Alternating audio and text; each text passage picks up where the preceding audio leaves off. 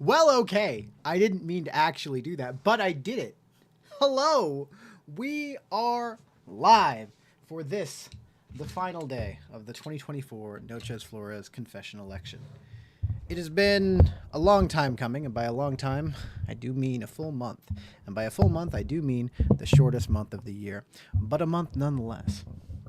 And it's been a wild ride, and we have a whole, just a whole screen full of characters, and they're all there, and they're having a good old time, and we're gonna have some more that are coming today. We're gonna start with Boyfriend Dungeon. We're gonna wrap up the Polycule, and then we are gonna move on to a bunch of other stuff. Ooh, that's not supposed to be doing that.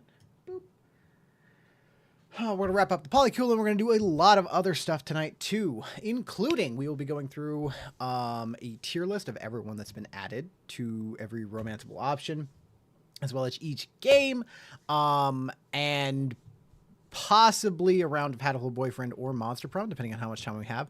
And then also, I'm hoping that we'll be able to do a full playthrough of Doki Doki Literature Club, which will just be, ooh, the funnest of fun playthroughs. It's always a fun game. And yeah, after that we will call a night, and we will have our champion, or our elected official of who is our best waifu, husbando, or they bondo. But there is one last thing I forgot to do, and it's less forgotten, more of just did not have time yet. I thought I was like, I got plenty of time, and then I quickly looked down at the clock and realized I didn't. And now that's why we're here now. But let me go ahead and open up Boyfriend Dungeon. We'll get that stream set up going, and while I do my little posts. And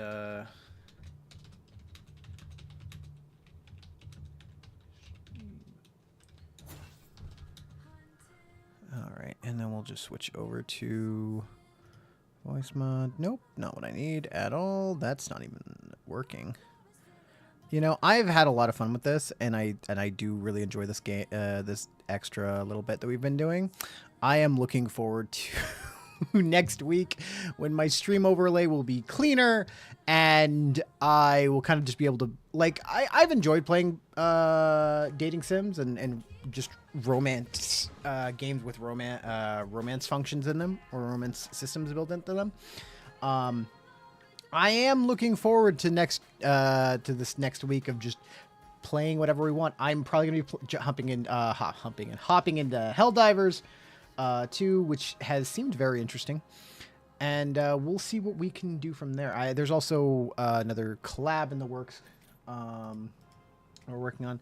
But yeah, next week's going to be fun. But it's more like I'm not going to have to manage the entire thing that's below me, because that's been a whole thing. Finale stream. Oh, what happened? Did I close the game on accident? Did I do it dumb? Yes, probably. Definitely.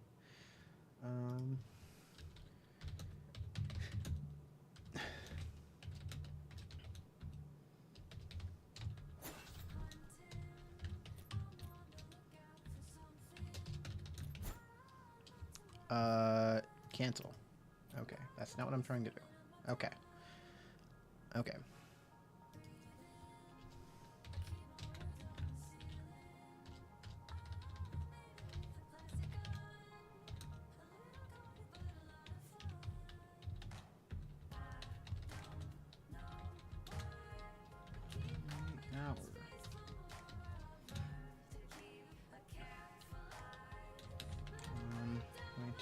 Okay, so you should be I had to move all the votes.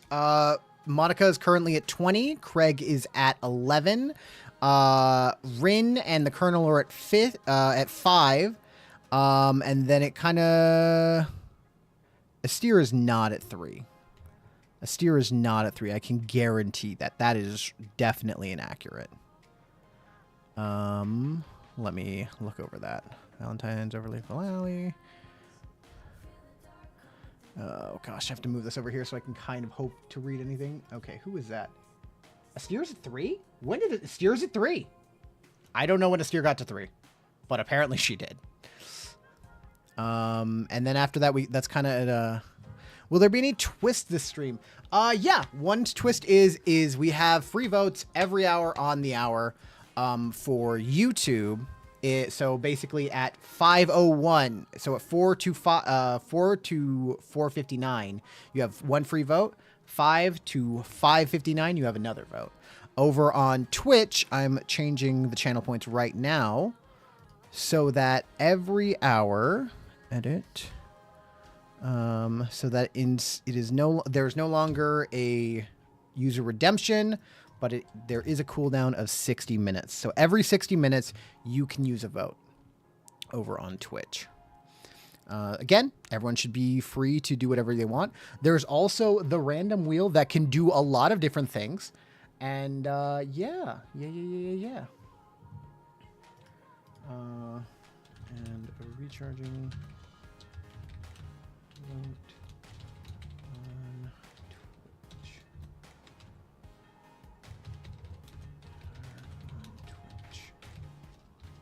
Twitch. Like resolving the Monica mystery, or of where that elimination vote from Purple went. I don't remember. I think everything went as promised for everything. As for resolving the Monica mystery, we will probably be doing a Doki Doki Literature Club at the end of the stream as a full playthrough of that. But as for like any actual like lore, you'll have to wait for the video when that comes out.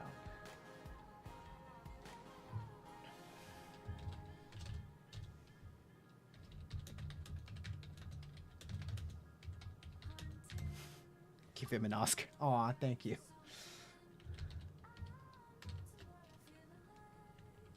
All right.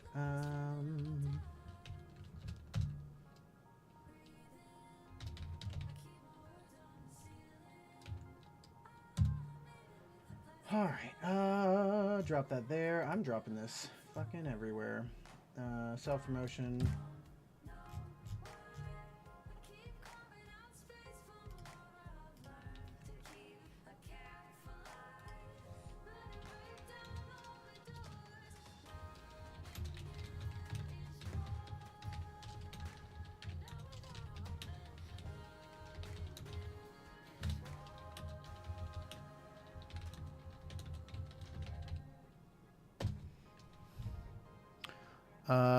Then we gotta go over to Twitter.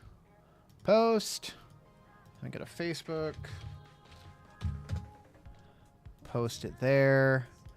And then we are free to play the games and do what we wish. Did I actually post? It did. It did. We're good. Everything's good. Oh, actually I didn't want to post there.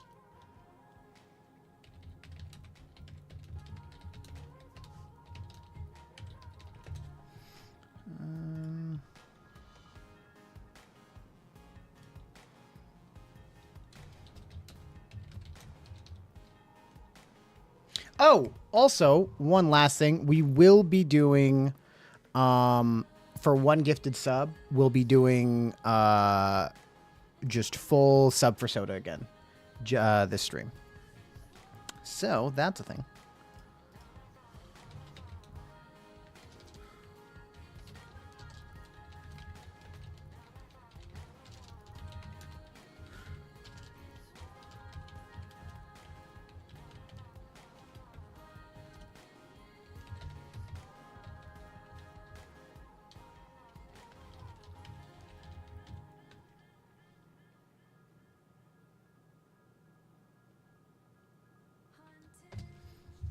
All right, cool. Okay. Let me hop back over here. Okay, so I'm seeing 2 votes for Bastila. All right, I should probably vote. You know what? Last stream, I'm gonna go back to Bastila. All right. With that, Bastila is back in 3rd place. Or not 3rd place. She has 3 votes. I can speak. It's gonna be a great day. All right, let's hop into this. Let's play the game. Let's do the actual stream and stop just trying to advertise everything everywhere. All right, let's finish up this polycule. So we're like really close. We're real close. Guess what I just did in Discord? Welcome back, YouTube Shorts. It's good to see you. Did you ping everyone to stop by? Hello, everybody. It's good to see you again. All right, just want to give you an update on the rules update this week, or for the finale stream. Every hour on the hour, you will be able to vote again. So at 5 o'clock, you will get another free vote. At 6 o'clock, you will get another vote as long as you're in chat to drop it then.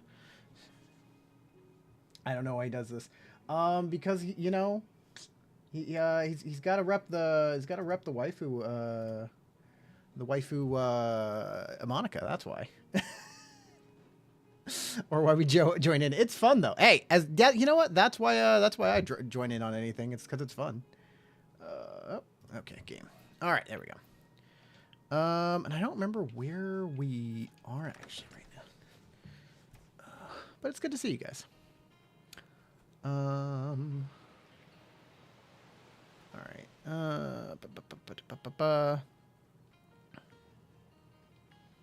Did I romance everyone? There's no way I romanced everyone. Okay, so we have Isaac and Rowan, and then we're done. You two fellas, I would like to open up negotiations. Can we do a full? Can we psych everyone out? The mansion's front door does not have a doorbell, only a raven-headed door knocker. Knock gently.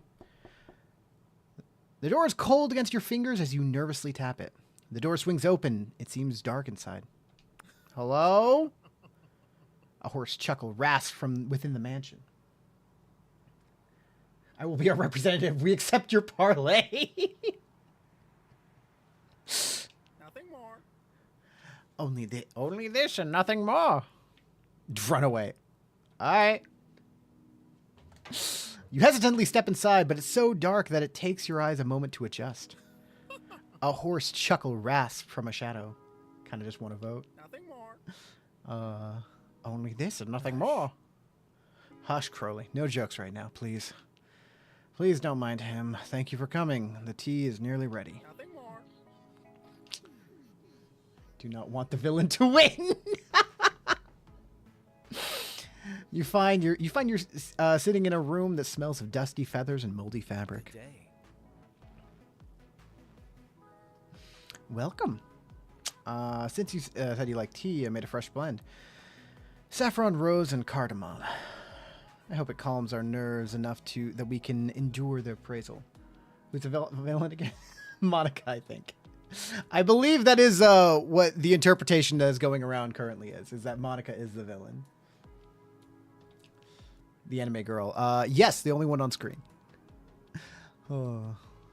The appraiser will be here soon, but don't try your usual intimidation tactics. He seems both lonely and bitter, which is dangerous. Use a light touch. Use a light touch. Follow my lead. You know him well?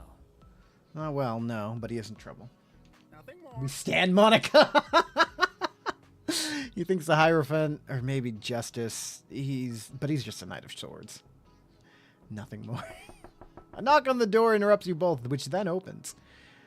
Oh, fuck you, Eric. Hi, Eric. Well, hello, lovelies. I wasn't expecting Noshas as well. You're a scythe for sore eyes. Ha! I hate you. Are you here to bid on the estate items as well? Just a friend. Ah, yes, another of your many beautiful friends. Some men have all the luck. think his story's always been more entertaining with an underdog wins. Would you like some tea? I harvested leaves just this morning. I'd rather not waste time, no matter how exciting. I hate you, sir. My store has to be closed while I'm here, after all. Let's just see the blades and be done with it. Rowan brings out a long silk-wrapped package that they unwrap to reveal a sword and a sickle. They're family heirlooms from the British side of the family. Well, the sword is in the style of ancient Britain around 2,000 years ago. We're listening, Monica. It's a fine workmanship for a replica. I'll give you $300 for it. Ronan clears their throat and speaks almost too quietly to be heard. No. It's not a replica. Ugh. This isn't a 2,000-year-old sword, my dear NB. Be reasonable. It's the blade that Boudica wielded when she defeated the Romans and chased them from Wales. Eric blinks, and then blinks again. He clears his throat awkwardly, gathering his thoughts. Nods and henchmen. President Shorts will listen to this. I'm so glad that we have the voting mafia in chat now. First of all, Boudica didn't defeat the Romans. They defeated her, sadly. It's just one over. Imperialist propaganda. Second of all, if you think the blade is more than 50 years old, you're dumber than you look. Buddy, you want to not be I'm just stating facts. Realistically, there are only 3 people who are going to win. Bastila, Monica, or Craig. Hey, Rin is in the running right now. Rin is very possibly in the running. Okay? I'm just stating facts. Whether Rowan is trying to deceive me or has been deceived is immaterial. Do you have a certificate or some other documentation I can... Bro. What do you mean... What do you mean it's documentation? It's a fucking... It's a 2,000-year-old sword. No. Rowan doesn't respond. Eric snorts and turns his attention to the sickle. Here, there is a bit of family resemblance. What is it? Is this a cousin? You tell me. Well, it's potentially a bit older than the other. Maybe 100 years or so. What's this crest? Psst, I'm a 4-month sub. Don't mention that the colonel has more votes than Bastila. I didn't. I actually didn't do that. But you're not wrong. What is this crest? You're the expert. Now, don't sulk. It ruins your pretty forehead. I hate this man. The crest adds a bit of exotic flavor. Not many collectors of sickles, though, so it'd also be $300. I see. So do we have a deal? You won't get a better offer anywhere. Nevermore. Tell your pigeon to let the adults do the negotiation. I'll increase my offer to $350. Facts. Look, if you think being called a pigeon is an insult, you're hopeless. Everyone knows no, it's an agreement. Everyone knows pigeons are the most romantic of birds. You should just go. 400, but that's my final offer. Why not reap the benefits of my expertise, I said leave. Now. Eric hesitates and looks at you, a flinty defiance in his eyes. Get out. Eric deflates and mutters as he heads to the door. I make time out of my day, pro bono, and do I even get a thank you? Reap what you sow. Rowan shuts the door on Eric unceremoniously. Oh well, I should have known better than to trust in a profane merchant. But anyway, let's look at our 3 candidates. Where be the votes? Okay, so the votes, okay, as Code Monkey, are kind of, there's a lot of characters, so the organization is falling apart. However, Monica is at 20 in first place. Craig from Dream Daddy is at 11. Rin from Spirited Away, Hooked on You is at 5, tied with Colonel Sanders. I'm just dumb. No, they are hard to make out. It's not just you. I was fighting with it for a while today. Can I interest you in negotiations? Besides which, his aura seems to be sickening, as if it were nothing, if it were rotting. Wouldn't have sold them to him even for millions. I was mostly curious. What is the sickle? I'm currently negotiating with the YouTube chat mafia. The sickle began to Flashka the great druidess of holy fire. I want to know what that was worth to people today. Now I do. About voting for Bastila. Wish Alice were here to tell me what to do next, but then I wouldn't have this problem. She's the only underdog. Yes, there's no one else that has less votes than her.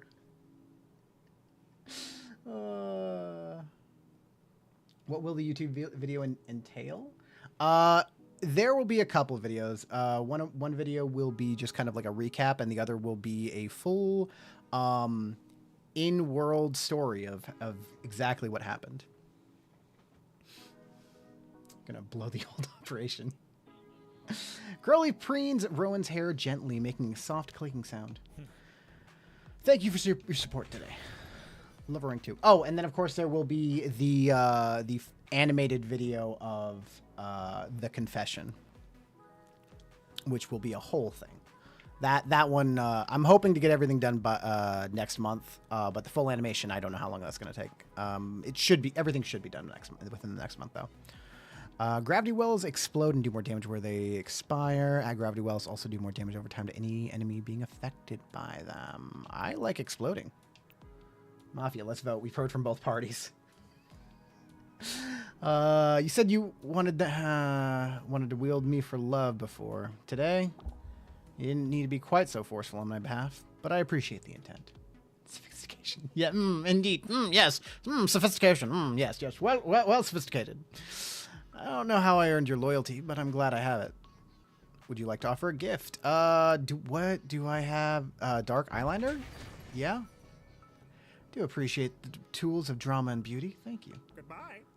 I can get behind that. Although I am biased towards Monica. A little bit.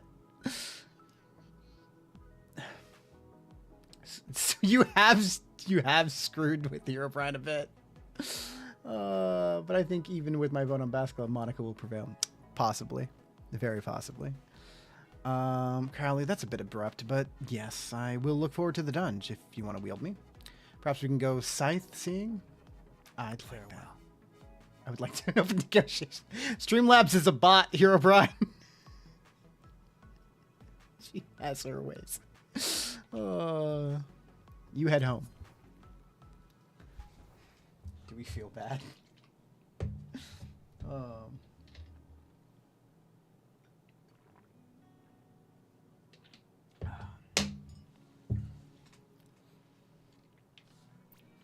right.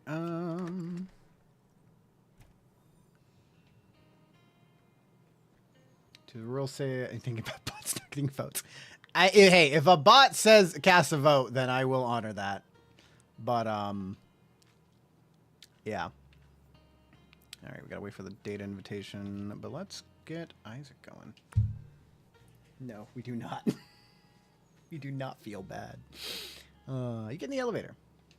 Going down.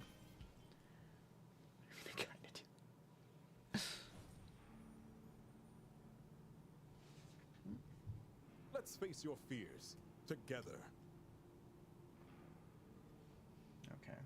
Okay, everything should be going good. Okay, cool. Okay. Sorry, I just had a minor heart attack.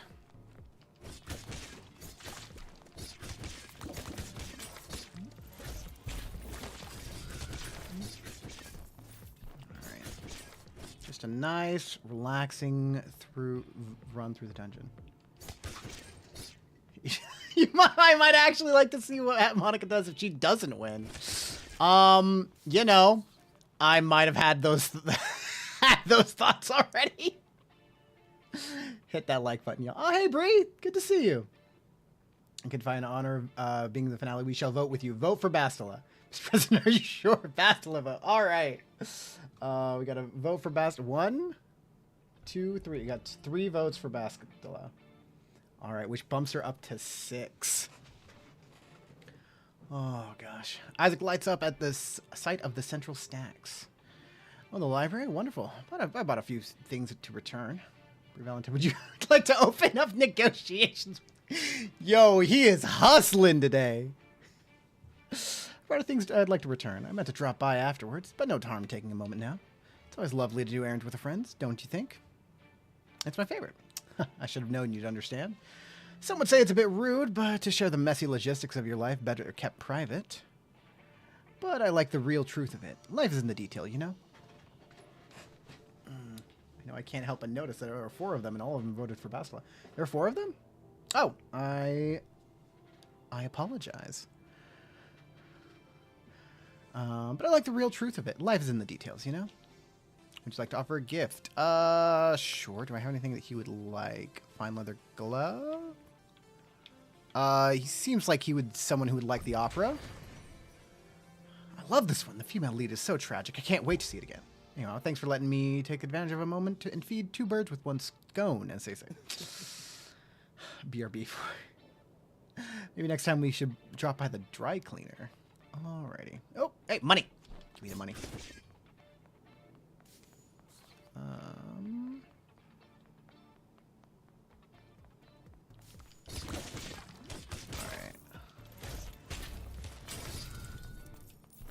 Yo, the wider ability for the heavy is real good.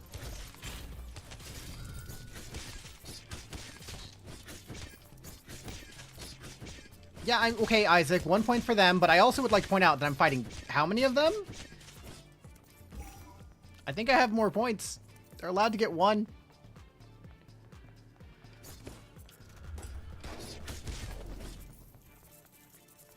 Money.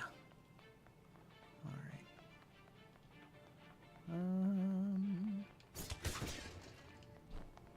I like that I'm still trying to collect everything, even though I'm pretty sure I've made everything in the game.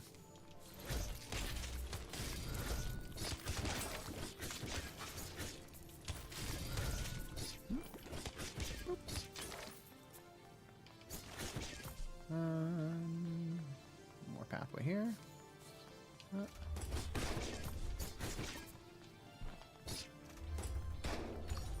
I think I might actually have everything. I should check that after this dungeon run. Alright.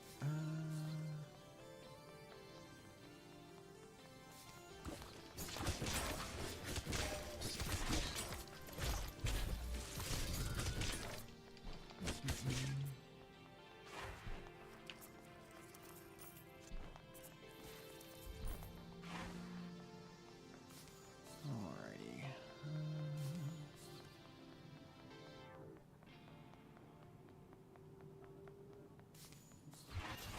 Oh no. No. Also, Bree, if you are still in the oh gosh dang it. To anyone who may be in the YouTube chat or the Twitch chat, you get a free vote every hour this stream. The special exception for the finale.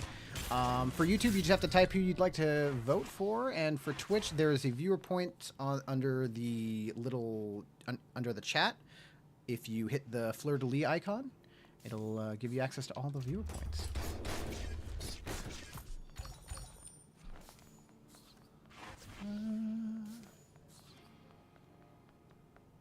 Okay, I'm lost. Where... Did I miss a door? Am I just dumb? Yes? Maybe? Looks like there's a door over here that I'm just missing. No? No, there's nothing down there. Guys, why? It's got to be over here, right?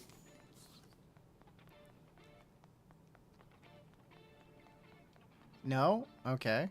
Nothing over there. Fuck is... I guess there's a thing at the very top?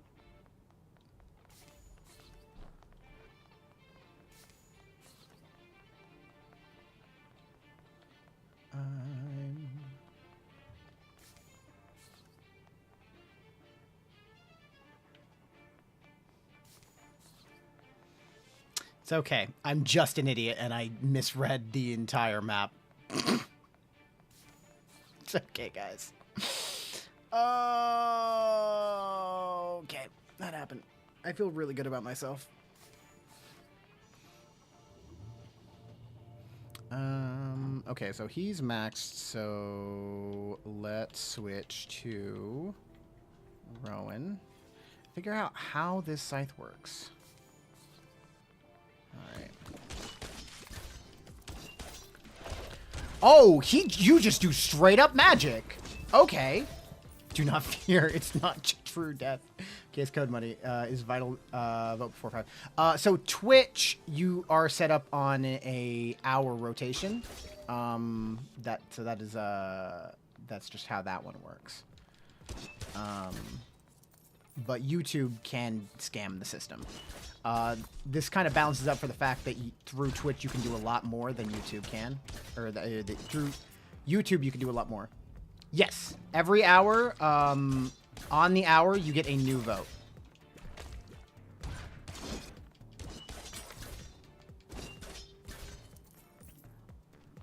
Council must speak on this.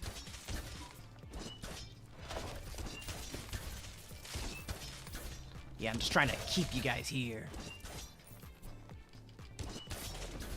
So please vote for Bastila. This would be a very big upset if Bastila came from behind.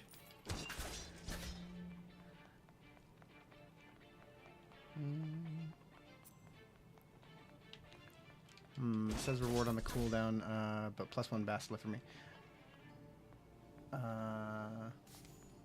Yeah, so the... Oh, did you vote? Did I miss a vote on... It's okay, I'll vote for Monica next hour. Vote for confession 23 minutes ago. She can't tell. Hey, vote for Monica. You could do that.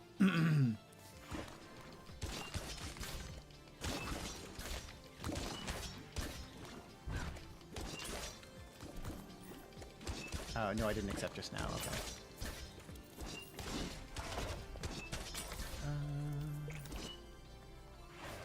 Craig. Oh, we got Purple back. Hello, Purple. And Craig is up to 12 votes. The President has decreed that we will help Bastila.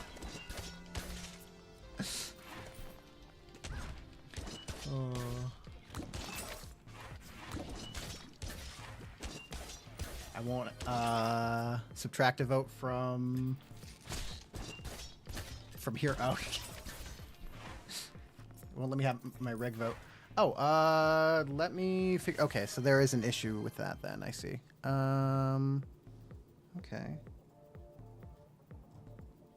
What's going on with that? Emote, channel points, drop reward, channel points. Vote for confession, edit.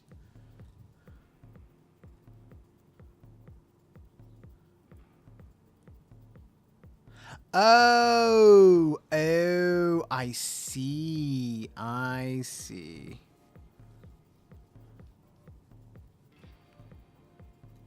Okay. I see what happened. It's okay. So I can't do it that way. That is annoying. Okay. All right. All right. So we'll do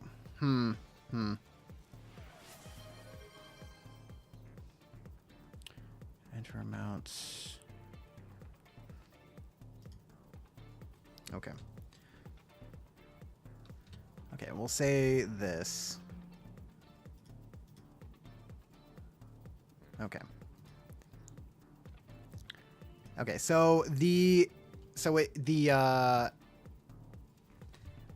reward is full. However, the catch is that I have to set it to 8, which is the max. You can only redeem once an hour. Craig to Bastila, okay. Craig to Bastila. Steal a confession vote. Bastila to Craig. So we go back over here to that. We do hot potato. Additional vote for and subtract a vote. Okay. Okay, I think we're caught up. Correct. Okay, so now it's 5 o'clock. So redeem vote for Craig. Okay. Done. Good point. Why would I could do it like this? Sad everyone's messed. Okay. Get another vote again. Okay, we have a vote for Bastila.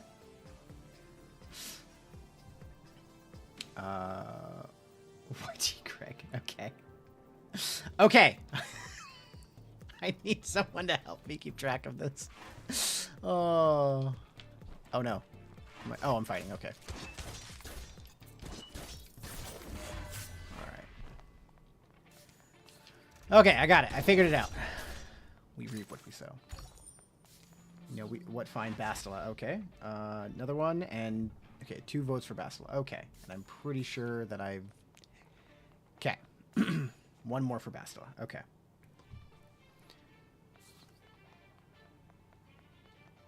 All right. I know all of you voted. And at 6 o'clock, you'll have another vote. Oh, how the tables turn tables.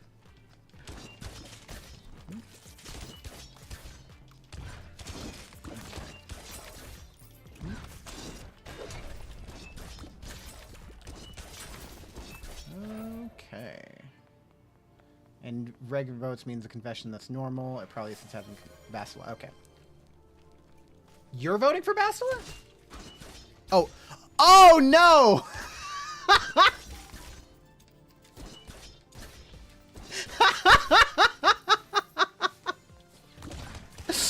Oh. Okay, so I do want to clarify that is a want that should have been changed to a once per stream ability as to not be abused.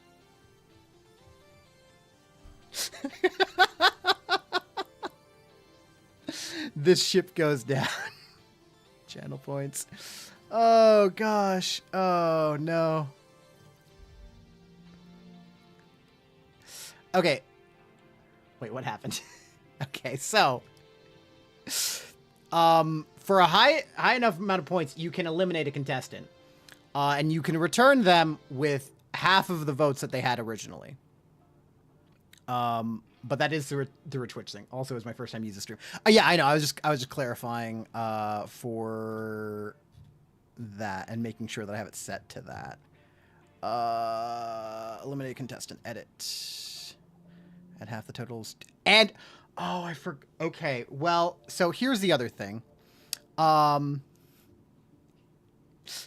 Here's the other thing.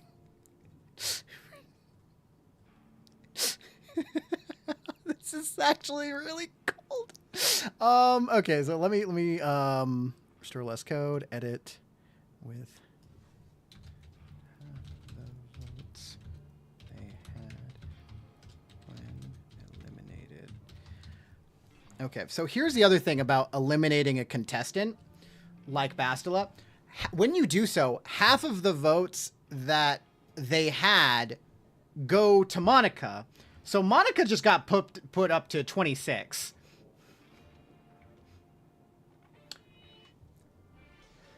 Your girl wants to see her friend bro out with his bro. I have 7 channel points.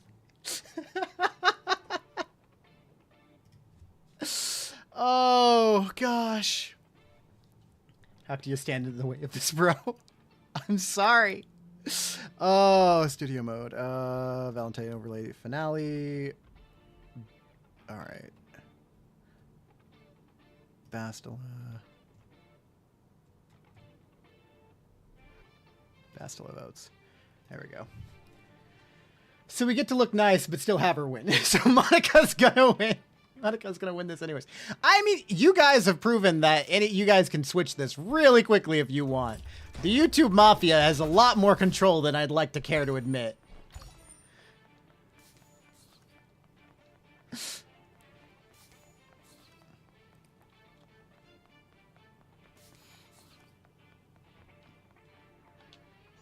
Roman stops even paler than usual. Oh no, something's deeply missing here. But we sabotage each other way too much. What do you mean?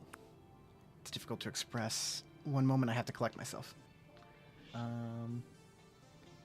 Control, yes. Channel points, no. Unfortunately, yeah. I tried to get things working for YouTube. There's a way, but the program that it doesn't want to recognize my YouTube for whatever reason. So, I'm sorry, I'm trying. They murmur numbers and Greek letters under their breath in quick succession. I guess alpha? Okay. Crowley preens their hair with gentle concern. It's alright, I'm alright. It's an unsacred resonance. Something deeply awful banal must dwell nearby. I think some students lost their faith here. Many, maybe, over the course of years. What kind of faith? Faith in goodness and beauty and truth and meaning out there in the human experience? I don't have the evangelism of science, but I do resent their adherence to dogma. No one should have real beliefs shamed out of them, especially not eager youths. They sighed, dispirited. Purple, I want to negotiate it. Get stronger. We have accurately proved that we can't. I mean, you guys can. There's definitely things you guys can still do. Would you like to offer a gift? Yes. What else do I think they might like?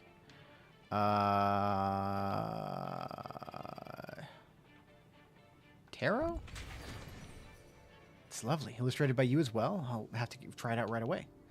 Done what I can to heal the wounds here, but it will take time. Let's move on. Alright. I do like that I have a cooler dash. Purple, I can only see one way out of this situation. Only one way to defeat the anime girl.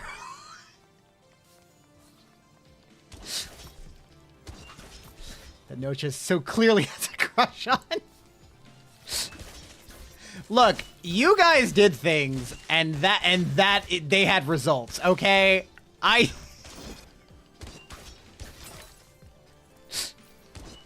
Oh. Here, I tried to help you see the light. I tried. Oh. Bastil is light. Craig is darkness. Oh. I love the lore that we're just establishing here.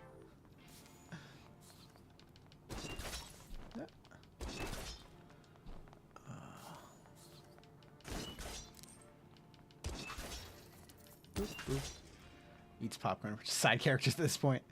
I will tell you what. Because I try, you guys should have like at least the points for the amount of time that you have watched. If all of the YouTube mafia agrees to restore Bastila, I will restore her with as per the Restore the Lost Code ability. So with half the points she has, her had. And Purple would not be able to eliminate her again. And I don't know if anyone actually has that like enough points to do that besides her. Yes, I remember this little collection they call a library. It'd be cute, except they accept money to educate people, I've heard. I'll grant that most true learning comes from experience. Chanting. Just side characters. Even so, you'd still need to proper reference materials and theory as a foundation. This is a disgrace. Harsh. You think so? I do hold them to a high standards, I'll admit. It's not like I have so many books myself. Oh, even worse. I've never even played KOTOR. Oh, we're going to have to play KOTOR now. We're going to have to play KOTOR. But sometimes harshness is justified, especially when it's supposed to be a place of learning. I think they only have 2 or 3 books that overlap with my personal collection. And even those they place in the occult section instead of spiritualism or naturalism. As if the lesser Key of Solomon were some kind of fantasy or delusion. Absurd ignorance. Oh well, if I become bothered by every foolishness in the world, I'll be paralyzed for life. Do you like to offer a gift? No. Better move on, mentally and physically. I'm not a fan of Ronan. Or Rowan. Oh, that is a good black hole, though, that I got. Okay, come on. Can I? Okay, okay. There we go. Okay.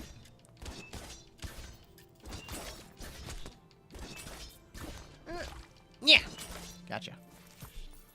All right. Bastila is not a dad with an adorable kids who's just a good dad. But regardless, we must work together to take down the anime girl that is of the unreasonably short skirt. I just like Star Wars. It's look, she's a good character, and she was like the first character I probably ever romanced in video games.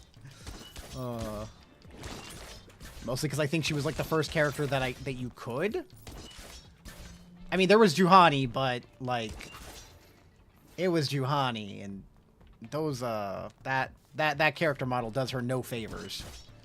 Also, I think you can only romance her if you played as a girl, which I didn't do at that time. So I love you. So much chaos.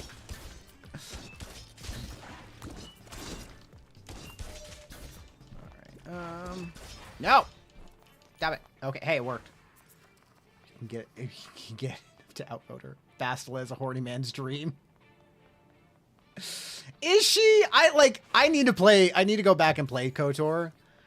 Because I remember liking her. But going back, I'm like, how much would I still like her if I were to play the game today? Mr. Flores. The YouTube Mafia. Restored. Oh, they did? Okay, I didn't see like an official statement on that. Restore Bastila. Okay, Bastila has been restored. Okay.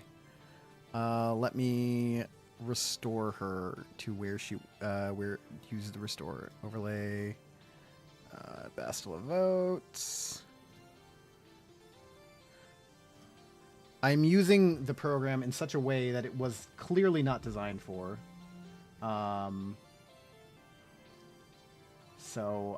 This is I mean, it's designed to be able to be usable like this, but it's not great. Purple and I agreed to combine Pastel and the fact that the game was back then and she was a lesbian is a major red flag for horny mid. That's Juhani. Juhani was a lesbian. Also, like, I don't think she was like aggressively horny. It wasn't like a sexual. It was like decently written. Purple and I agree to combine Bastila and Craig's votes to take down. No. Oh.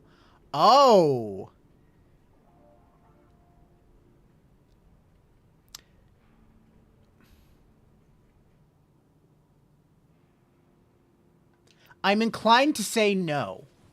I am inclined to say no. He's thinking.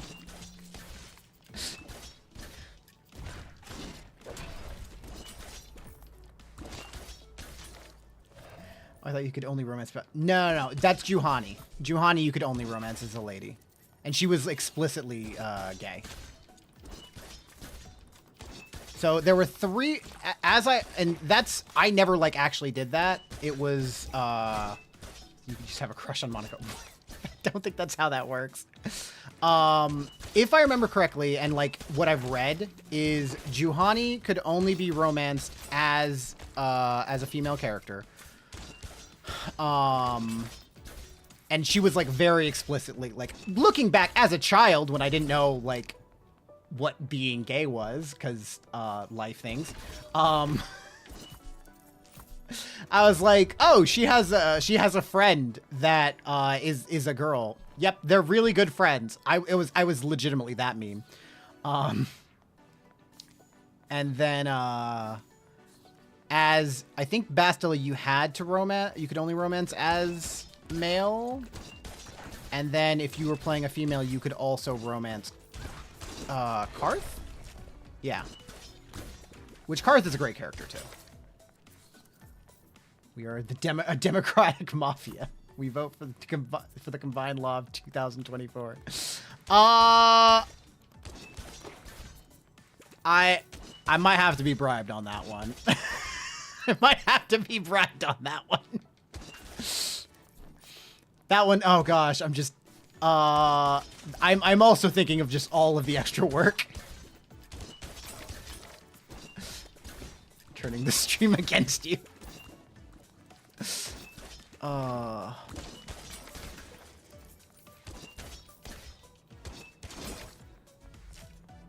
Okay. due to the fact I'm kind of I kind of like the whimsy of it.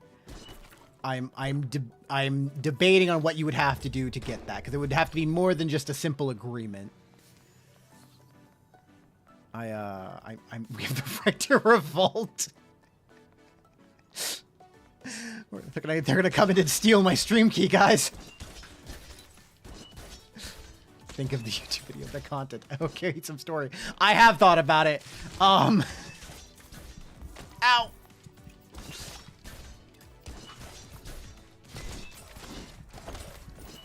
Oh. No, Chiz, what if I drop all 6.4 of my points right here to match Craig's votes to Monica's? Wait, no.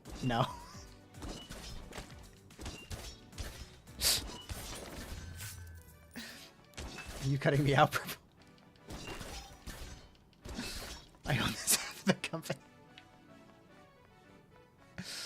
Oh, the shenanigans going on in chat. They do make me happy. Oh, to match Craig's votes to Monica? Absolutely not. No. That's definitely not happening.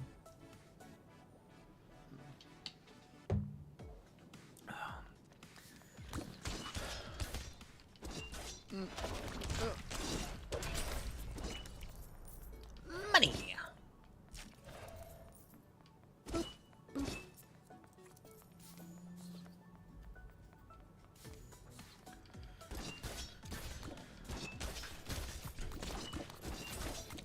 Okay, that's a lot that's going on here. Hello.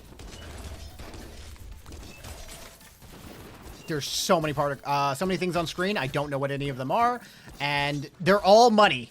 They're all money.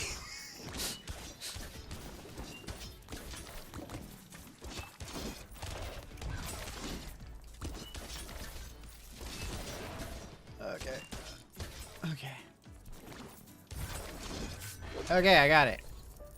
Okay. I'll drop all 6 points. Can we vote on it though? Vote on if she can drop her points? No, that one definitely can't happen. All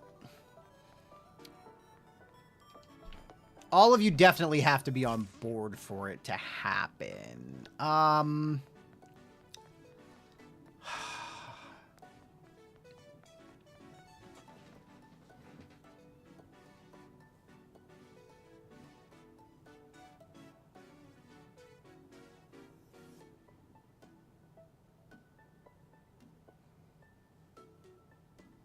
She's at 26.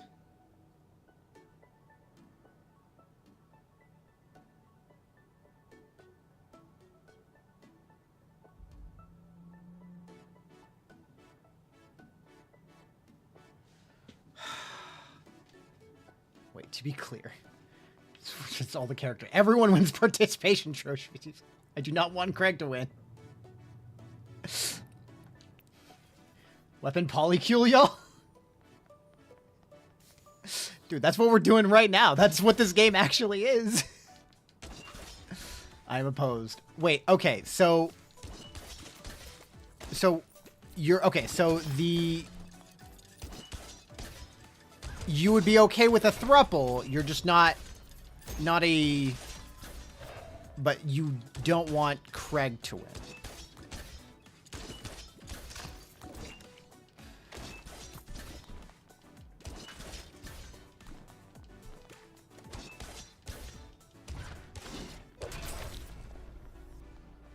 Okay, I will tell you what. Priority number one is Bastila Victory. Yeah, just because I'm thinking about all the extra work on this, I'm developing rules. And I'm trying to make sure they're reasonable rules here.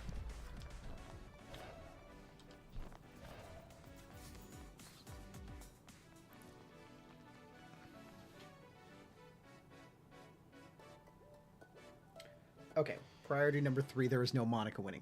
Council President, we are now in charge. Hand the stream key over. Okay, I'm sorry. No Chiz's thoughts, because content helps. Okay, so I am down for this, but I'm gonna require actual bribes on this one. Okay, but I'm just trying to I'm trying to figure out what a reasonable amount to bribe me is.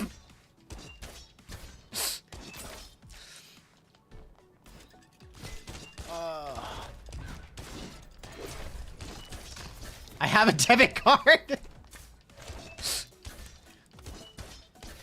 Okay, so here's what I'm thinking. For every 10 subs, we add somebody to we open the relationship up by 1. I think that's fair. Is that fair? Do I think that's fair? I will literally make you things that can be sold for hundreds of dollars. Spent $0 for my 3 months at my job. I have so much disposable income. That doesn't make me feel better.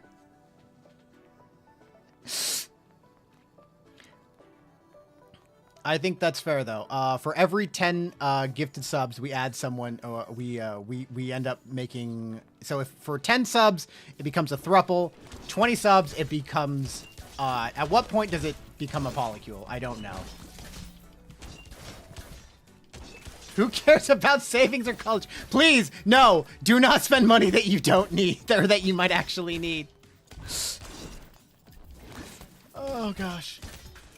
I also do not have. Yes. Oh gosh. Oh, also. Okay, so here are the contingencies. Somebody still has to beat Monica in votes. Okay. So here are the rules. Somebody for every 10 gifted subs, the relationship opens by 1. But somebody has to beat Monica, or it's still just Monica. I'm watching the stream from a hospital as the doctors are asking me for my bill. Please tell me you're joking. Please tell me you're joking. I do not want your doctor to undo this whatever operation they just did. Oh gosh. Oh no. Okay.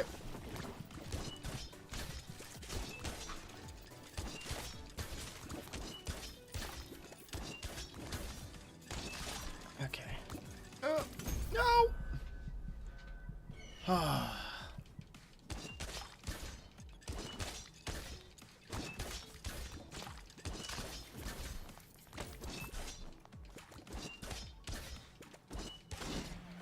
Craig. Did have an appendix the last time we met. Did you actually have appendicitis? I'm very sorry if that did happen. Please tell me that's not what you're dealing with right now.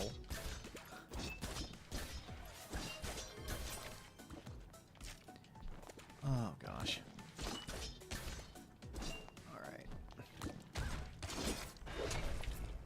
All right. Bastila and Craig. Additional. Okay, no. Okay, be careful. Very careful. Very careful. Okay, hey, purple. Stop. I cannot set it so there's a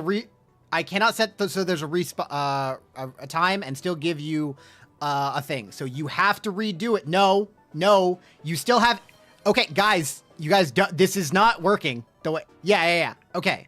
So you have a max of 8 votes. Everything you did, you just wasted. And you will have to manually remind me at the... No. Those don't count.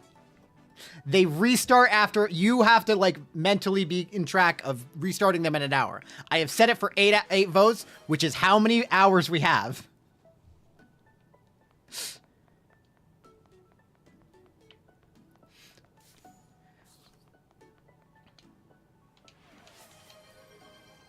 I mean, if you want to keep wasting your votes, I'm not counting any of them. And you will actively shoot yourself in the foot with this. Word is temporarily out of stock. We broke it, purple. It'd be cute, except harsh. No. All right. I really hope you understand that you're actively doing bad things for yourself right now.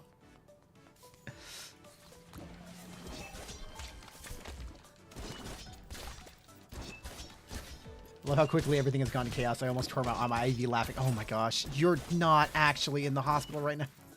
I'm glad I can entertain you while you're in the hospital. Just on the phone, my phone, so there's a delay. I'm not counting any of them. I hope you understand that.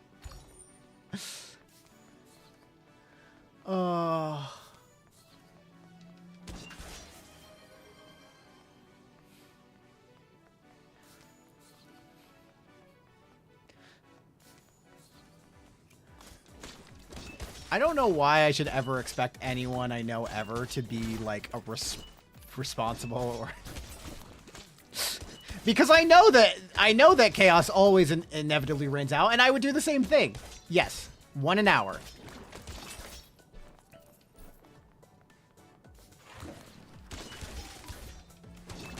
So at 6 o'clock, you will have an extra one.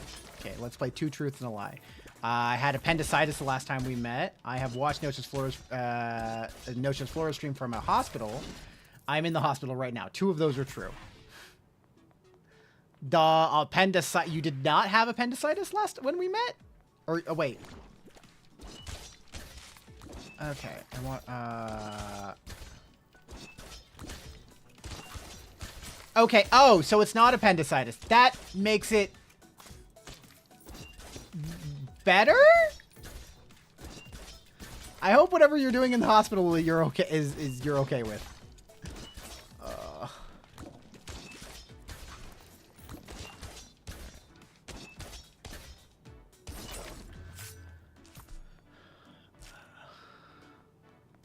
I am still concerned. Yeah. All right. Boop.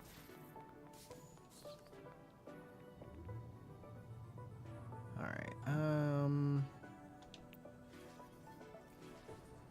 Fear of judgment. The final exam. Gosh dang it. Okay. All right, Holmes. Let's see. Let's see if I can beat you with this weapon I just met and is at level 2. Holmes returns from her work, rubbing her eyes. She looks poorly rested. Oh, good. It's Noche. Back for more. I guess I can take a little exercise break. Combat is great for achieving deep flow, don't you think? It's one of those the many body arts, yes. One we shall teach you more of. I have improved my algorithm, so don't expect to win again. Ever. This might sting a bit, by which I mean it'll definitely be excruciatingly painful. They push a few buttons, smirking faintly.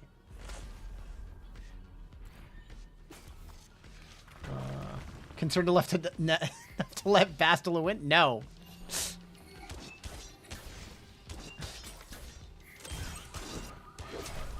Okay.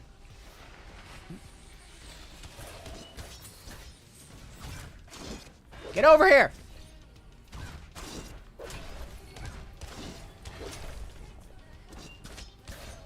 Stop running away from me!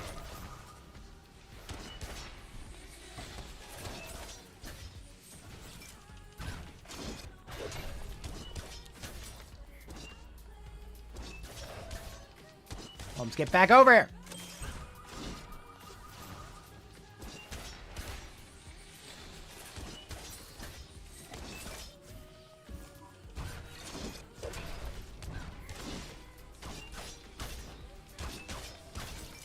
Okay. The appendicitis was a few months ago. I'm not currently in the hospital. Others are true. Okay, I had appendicitis. Okay. Well, I'm glad you're doing better, at least. Or I hope you're doing better.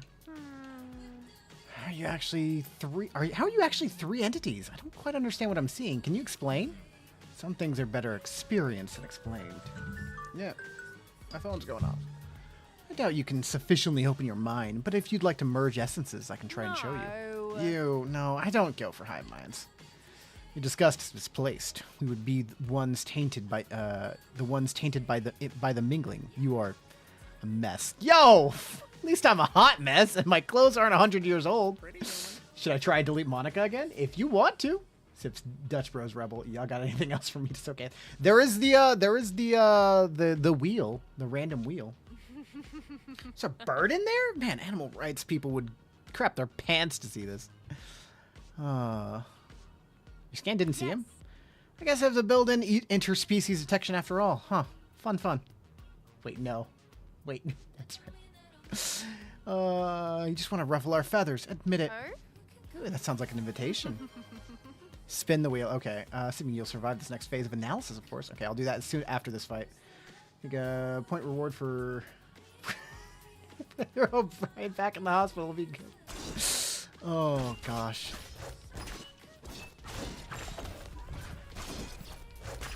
Ow.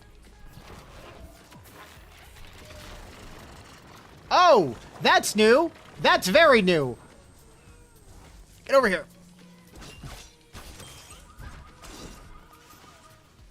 Okay.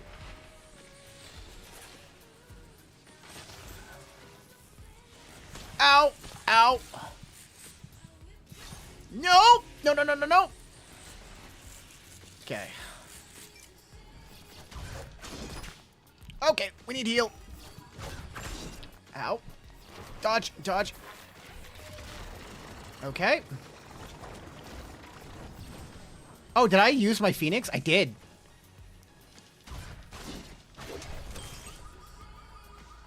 Okay. Nope, no, no, no, no. Okay. Everything's fine. Everything's fine. I just need to play Ring Around the Rosies.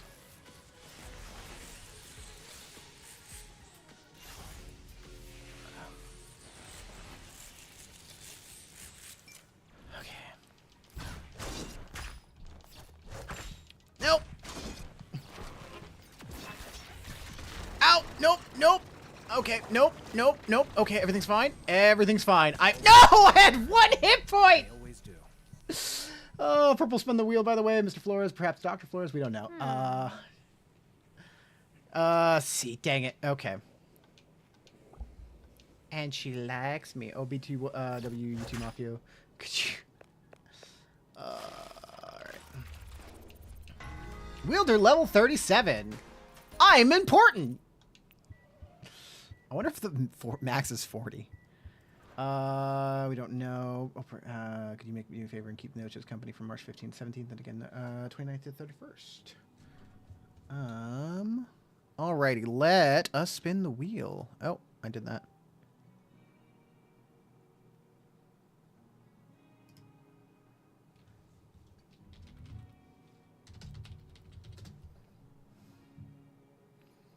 All right, let's open Streamlabs, because I forgot to do that today because I am the biggest of dumbs, and I will never not be. All right. Widgets. Spinner wheel. Monica wheel. All right, let's spin that wheel. Guys, anything could happen. Anything could happen. Okay. Oh,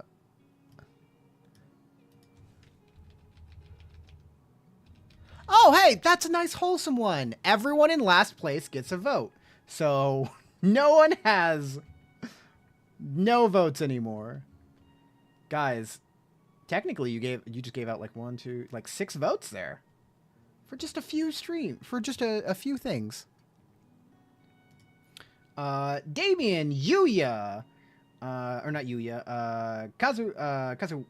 Kazuwaki, Lynetta, Auntie Nyan, Leia. Oh gosh, everyone. Oh wait, no. Oh no. Oh no, no. Everyone has a vote. I specifically didn't put a lot of votes in there because I didn't. I was like, that'll be time that I fuck.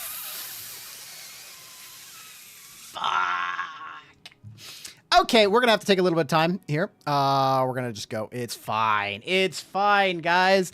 I just need to make votes for everyone. This is gonna. It's okay. It's all okay. Why don't we reduce the vote economy?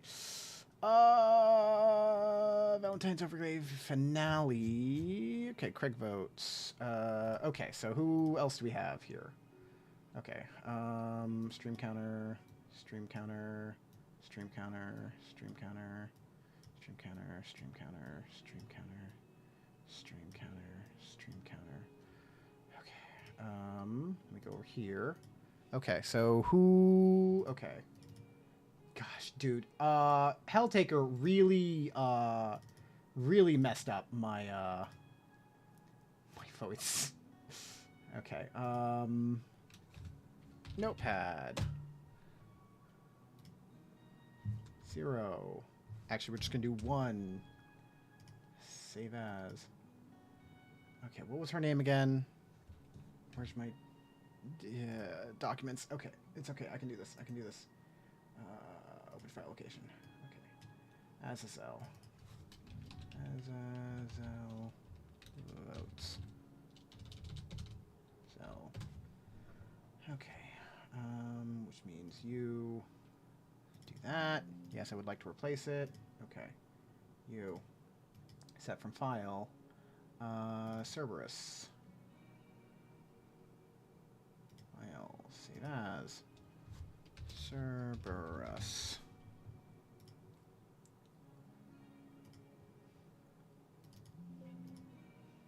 Okay. You. Set from file.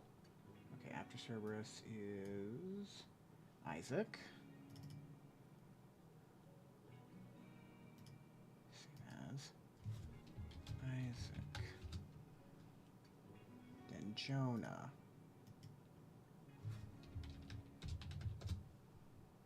Okay. Isaac. Yes. Jonah. Okay. Hey guys, you ever realize that you're the dumbest person to ever live? I have. I do it every day. Every now and again, I just think, oh, you know what? I could do this. This would be a great idea. And then I forget that I'm going to have to actually do work for that. And so we're doing that now. Judgment. Nope, not what I wanted. Not where I wanted that. Save as. Judgment. And then we'll also save it as justice. And then Lucifer. Okay, we're just going to save Lucifer.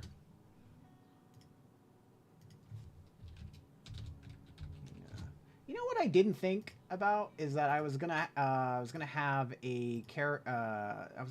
Lucifer as in the devil from the Bible as a potential romance option that I would have to confess my love to. That is, that's something to think about. That's something like sometimes you just realize that you did things. We'll eventually have Rowan. As Sawyer 7 Sunder. Okay. Save as Zidrada. Okay, cool. Cool. Set from file.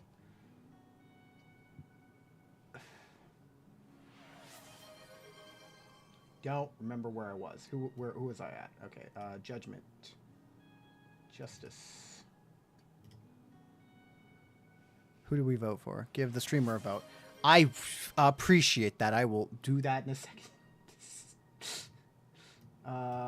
File. Okay, so we have, who do we have? Do we do? Justice, which means Lucifer, which means, Melina, which means Modius, which means now we go to the next one, and we just throw a bunch of counters up here. It's okay. It's okay. You just did think about something through. Okay. So who do we have last? We had that person, who is no, that's Modius. Okay. So next after Modius we have Pandemonica. Okay. Pandemonica. Different file. Rowan is eventuality. Sawyer. 7. Sunder.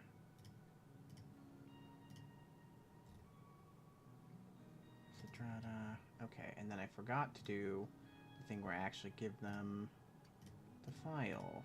Link them to the file so that the counter works. Okay, so you are judgment. Where's judgment? There you are. Yes. And you're justice. Okay, Lucifer.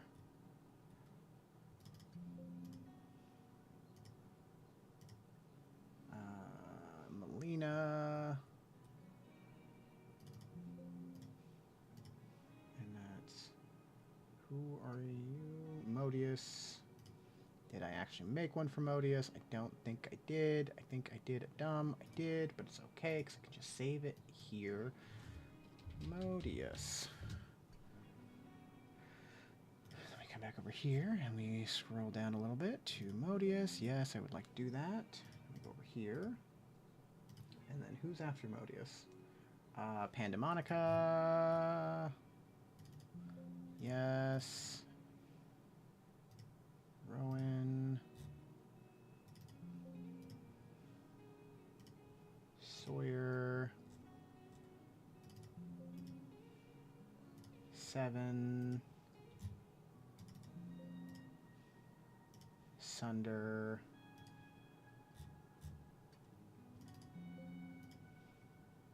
And Citrata. Okay. Okay. They all have text. Okay, they all have the counters work for them, but now I have to add them. This is the dumbest thing that I've done. It's okay. Text. Okay, where did I start? Okay. Gotta start back over here. Azazel. Okay. Votes.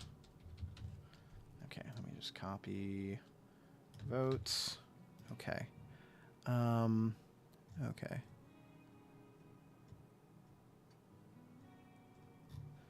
Okay. Okay. Nope, not what I wanted to do. Read from file. Oh no, you guys can probably see that. Every mistake I make, it's okay. It's okay, guys. I love this content because I love breaking the stream. Yep, I'm a little broken right now. It's okay. Now you get to see what I usually do off stream. 50. Outline. Black. Okay. And so that's Azazel. Okay. And then you do Isaac. No. Okay. Wait. No. Text. Okay. We gotta make sure we're doing this order. Cerberus. Read from file. Browse. Cerberus. Select font. Ink free. Regular. 50. Outline. Black. Okay. Cerberus is over here.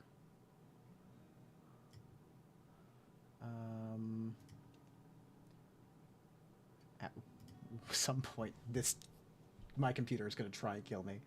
Or OBS, more likely. Isaac votes. Okay. Ink free. Size 50. Read from file. I remember when I had to try and figure out how to do all this, and it was great. Now I just doing all of them at once. Isaac. All right, and Jonah. Image. Nope, not image. Text. Text. Where's text? Where is text? Jonah. Yeah, I know. Okay. Jonah. Votes. Okay. Select font. Ink free. 50. It's very annoying that I can't just tab. Jonah. Outline. Black. Okay. All right. Text. Okay, Jonah. Judgment. Notes. Okay. Ink. 50. Okay. Read from file. Where are you? Judgment. Outline. Black. Okay.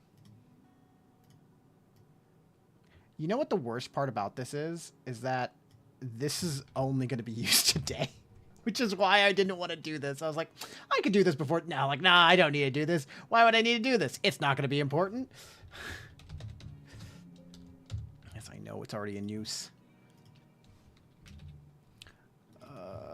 Because I was like, it's not going to matter. Like, if somebody gets a vote, then I'll do it one at a time, and it'll be fine. And it's like, it'll be a quick little, like, one thing that I got to do. Nope. Little did I know it was going to actually be everybody. Okay. Text. It's just 500. Can't be here on my own. Okay. Justice, Lynetta, Lucifer. Votes. Ink. 50. Okay, read from file. Lucifer. Outline. Select color. Black. Okay. Lucifer's over here.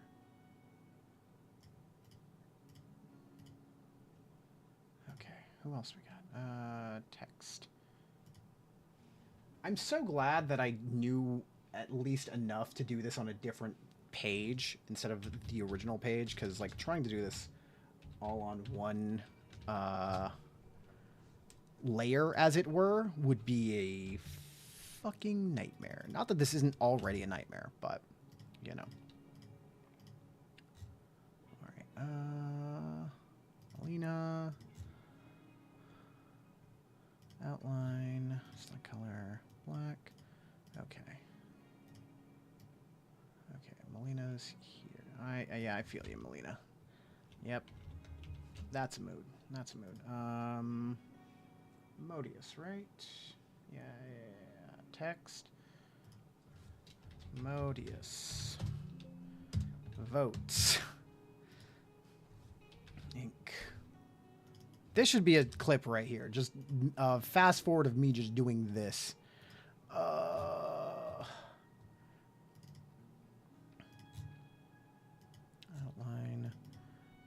Black. Okay. Modius. Text. Okay. Who's after Modius? Pandemonica. No, don't do that. You don't do that. Pandemonica votes. Ink. 50. Read from text.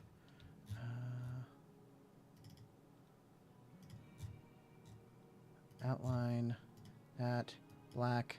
Done. Okay.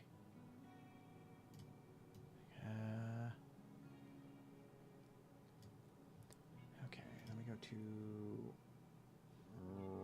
Okay, we'll do that later, actually, because I'm not doing that right now. Text. Sawyer votes. Okay. Ink 50. Okay. Read from file. That. Sawyer. Outline. Black. Okay.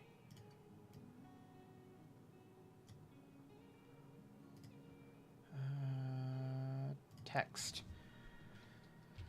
7 votes. Ink. 50. Okay. Read from file. That. 7. Outline. Scroll. Select color. Black. Go.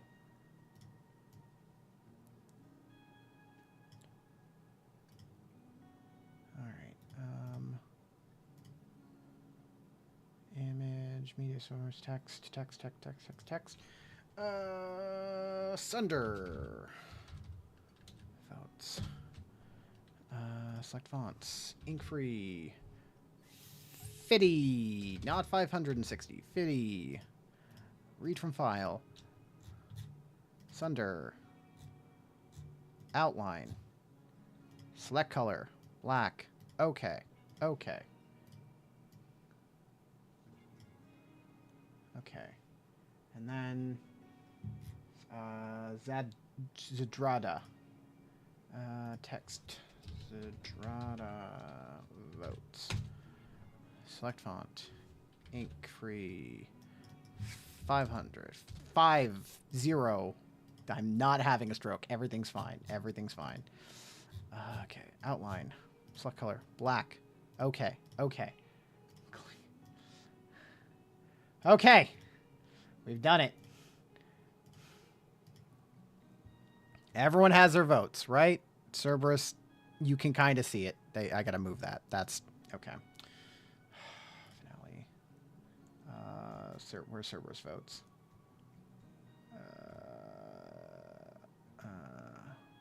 There we go. Okay. Okay. Everyone's got their votes. Everything's okay.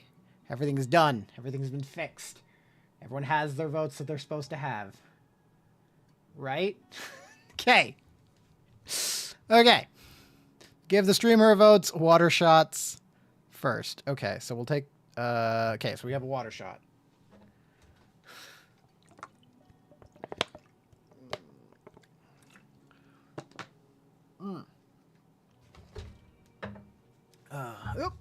Yep.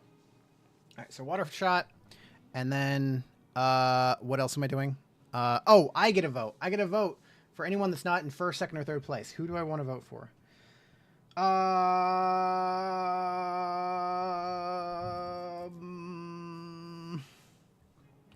Rin's still technically in... Wait, no, Rin's not, right? Yeah, Rin's not in third place anymore. I'm giving Rin a vote. There we go. All right. Boop, boop. Okay. And we're there. We're good. Everything's fine. Did I craft everything? I think I did. I have indeed crafted everything. Okay, cool. Let's check our phone. We got some texts. I'd like to talk with you again about things that matter. Can you meet me at the mission one more time? Sure. Ugh. Okay, thanks. Hey, Rowan, what's up? You and Eric have an unhealthy resonance. I would avoid him if I were you. I'm trying. And yet his orbit grows tighter. Take care. Thanks? It's surprising to me, but I've started looking forward to our outings. Is it strange wanting to be used? That's such a weird way to ask it, but I do like using you. Maybe we're simply symmetrical. Yeah. Even so, maybe we should have an outing that isn't functional. Maybe I've been spending too much time with the moon. Let's get some sun at the park. Sure. Thank you. Oh. All right. Pacifica. You find Rowan staring off into the distance as a cat creeps upon them. Crowley seems nervous. Nothing more. The cat hunches down, ears flat, eyes fixed on Crowley, preparing to pounce. Pocket! Stop! Crowley makes a low caw, a bit like laughter. The last cat that tried to eat Crowley lost an eye, I believe. Pocket pauses, tail lashing. Pocket turns and walks away nonchalantly, as if entirely unconcerned. See, Crowley? No need for violence. Words have power. Now, what about you, Noches? How will you handle the forces that hunt you? I can handle any attack. Perhaps. But one day, death will strike the final blow to us all. Alice, my grandmother, was the strongest witch that I probably ever met, and even she wasn't enough. But I feel unprepared for how to take care of her effects. The physical things that all clean up nicely, but what about her digital remains? Back them up? Pretty bird. Hush. Gosh, Crowley, I know that you put your pictures online for all to see. No shame. He does what now? He has too many followers as it is, Noches. Don't encourage him. Crowley, what is your social media handle? I am very interested. Now that you think of it, you realize you've seen Crowley before in a few viral videos. Pretty bird. Alice was also active on the line. Online? Many profiles and comments and so on. Buddy, how old are you? In the real world, our oils and tracks are worn away, much as our spiritual energies fade on that plane. He's like 1,000 or something like that, isn't he? Is it the same for digital traces, or are they permanent? It depends on the website. I mean, some things can't, like, if they're spread around, they will last forever. You know, the animal side of me wants her marks to be permanent, but if she didn't fade, it would also make it harder to let her go, and she would want me to move on. She was a big believer in growth. Her weapon shape was even a garden trowel. Sorry, you're probably tired of me talking to her about her. I just don't have anyone else to talk to. You know what I mean. Someone who isn't also grieving. Someone more normal. But maybe my sense of normal is a bit skewed. How often do you think about death, Noches? More often than I should. Good, this is as it should be for someone who works in the dungeon. If one deals death as a profession, such as a wielder, it's irresponsible not to consider the consequences. But on the other, there are other, even more clarifying activities for growth. Love magic, for example. I've done some calculations, and it seems we may have compatible energies. Does this work often for you? No, I'm good. You said not to give a gift right now. Would you enjoy it if our bodies were to meet?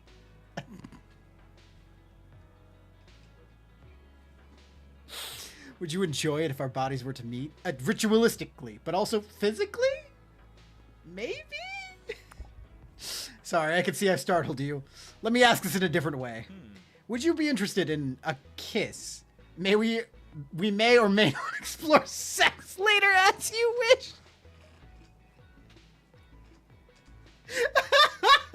Yeah, let's do it.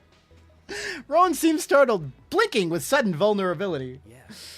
I'm glad my love magic calculations were correct. We'll grow so much together, I think. Pretty human. Crowley, please have some decency. Crowley grumbles and flaps away.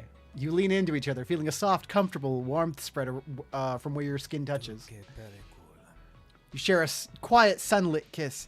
You think you feel Latin words whisper from their lips. Love rank 3. Deadly momentum. When an enemy dies, get a brief damage boost that can stack up to 3 times. Nice. Rowan spends a few moments just looking at your face, thoughtful. Farewell. I have a lot to think about. Thank you, Noches. Blessed be. You head home.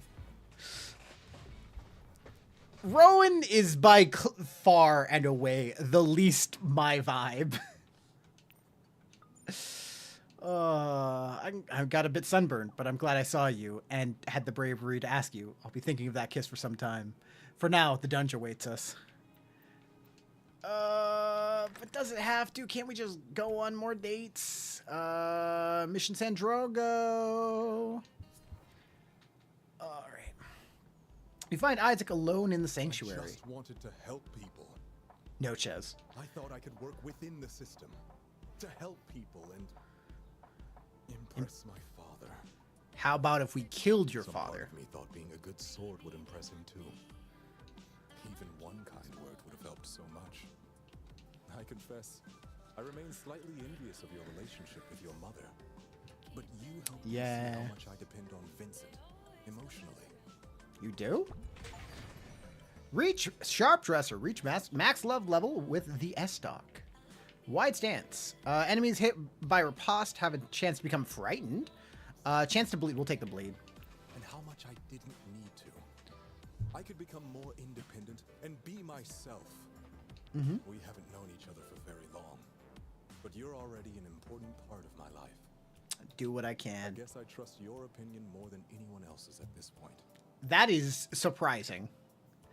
I mean, I've tried beating investors at their own game. That doesn't work, so... What's the best way to use what time and money I have left to help fix income inequality? I have a devious plan. Oh, no. Local activism, political influence, educate the masses. No idea. Political influences? I wouldn't be comfortable in office myself. But I could help a campaign for someone I believed in. Speaking of some things that drain your finances. Do you ever think you'll want a kid? Be a father to someone?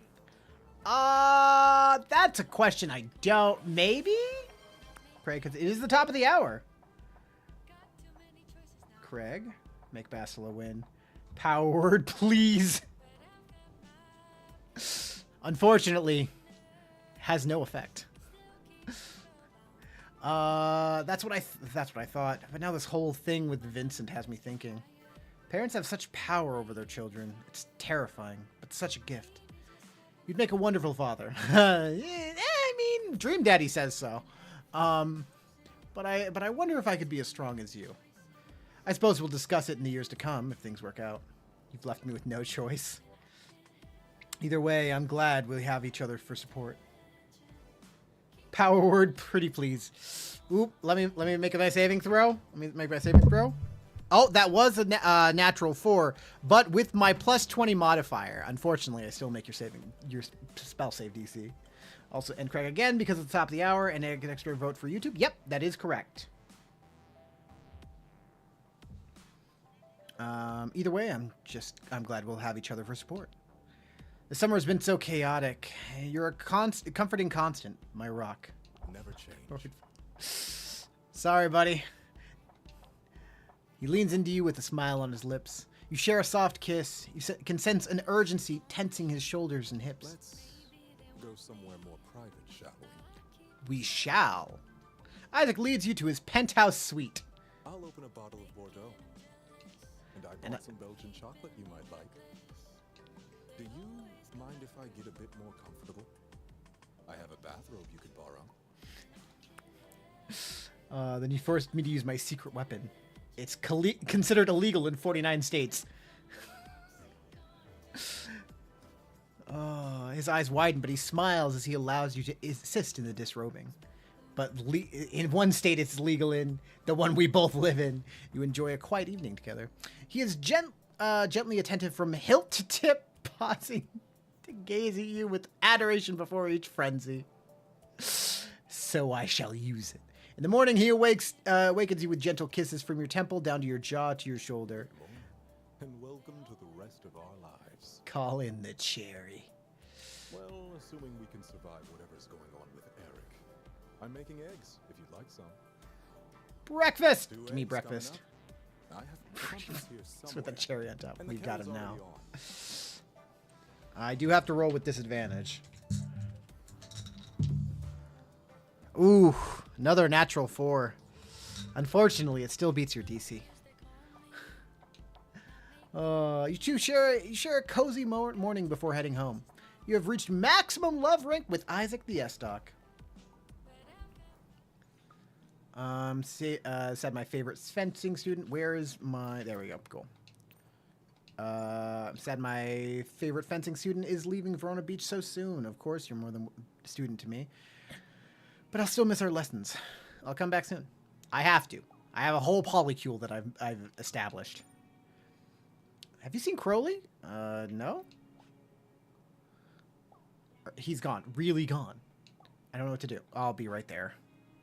Liam, I am your longest running sub. I'm not sure about that. I actually can't really, like, I don't know how to check who my subs are, but you are good. You are one of the longer, I will say. So I claim special treatment. I'll be right there. They say distant. I hope so. They say distance makes the heart grow fonder. I'd prefer less painful methods personally. Good thing I have some healing potions left over. I'm glad we still have some time before you go, even if that katana creature is on the loose. Yeah, we're gonna kill that guy again. Okay, I am gonna try something. My entire planning has been devolved into begging. Yeah, that's kind of been most of your day today. All right, so I did go to the store the other day, and I found the dumbest thing that I've ever seen. Not the dumbest thing, one of the dumbest things I've ever seen.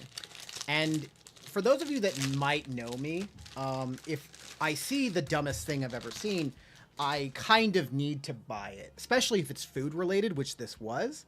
So today, for you get to watch me review as I now open and snack on these.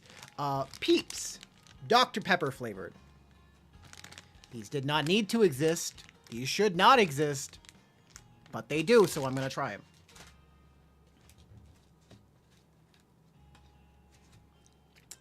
The trick is, here's a question. Do they just taste like Peeps?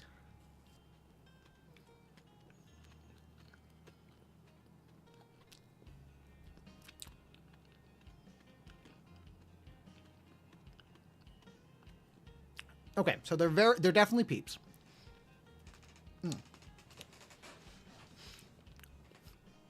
They're definitely Peeps. But okay, I'll you could get a YouTube short out of this. They were kind of exactly as I expected. They are Dr. Pepper Peeps. They are Peeps, but with like an almost aroma, a light. It feels like an aura. Of Dr. Pepper flavored. It's just a hint. It's just a hint. But I will be snacking on those as the stream goes on. Good day. Because I need something to eat. Even though they're Peeps, and so they have no nutritional value, and are essentially poison.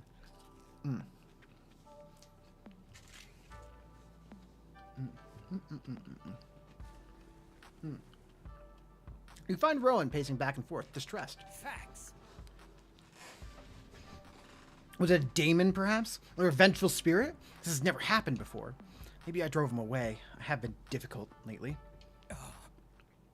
How long should the stream go for? It'll be going till midnight tonight. We'll keep looking. It'll be okay. What if we never find him? What if he's actually really gone? What did I walk in on? Hey, Drunken Pain.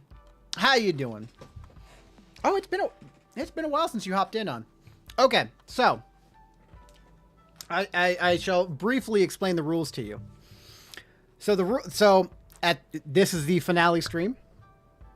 At the end of the month, which is now, even though it's technically the past month, the entire month I've been streaming nothing but dating sims, and everyone that has successfully been romanced is on the screen right now, and you can vote for any of them that you would like me to make a fully animated and scripted confession of love towards.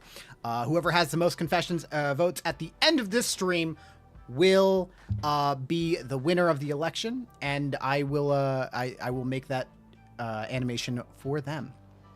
There is an extra rule going on right now that for every 10 gifted subs, it can Ivar. I didn't romance Ivar.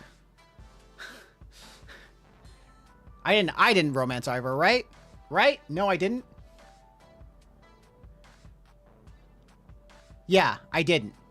I tried to, but you dipped on me, okay? I wanted to romance Ivar's Balish, but you fucking dipped, and Talia stepped up, okay? That's not my fault. That's your fault. He could have been here. 10 subs is $50. Look, that's a whole other animation I gotta make, buddy. And we're spinning the wheel again. Okay. Hopefully this doesn't break everything.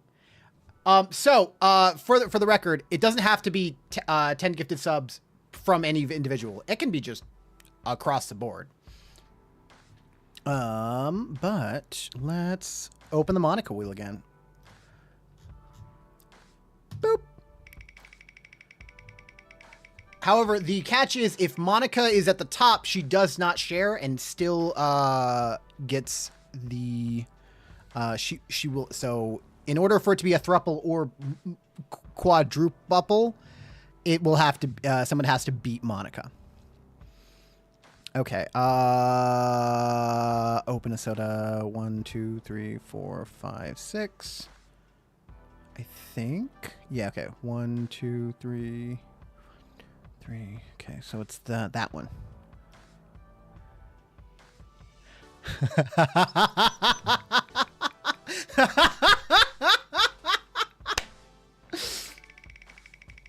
Okay. Hey, so you got a fun one. Purple, you can choose any 2 contestants besides Monica and swap the votes.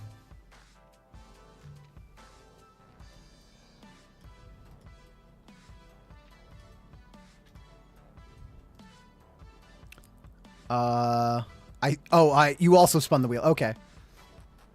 Who's in the lead? Where do I get an 18 on the turkey? Not purple. If I drop 50, I will cry. Monica's in the lead with 26 votes. Behind her is Craig from Dream Daddy with 17. Below that, I think Bastila's at 7, and that's where our vote gap is. How do you spin? That is a viewer reward you can go hop onto. Okay, we have another spin. Monica. Funny to give it to me. Rid and Crick. Yes, let's do it. Okay, 17.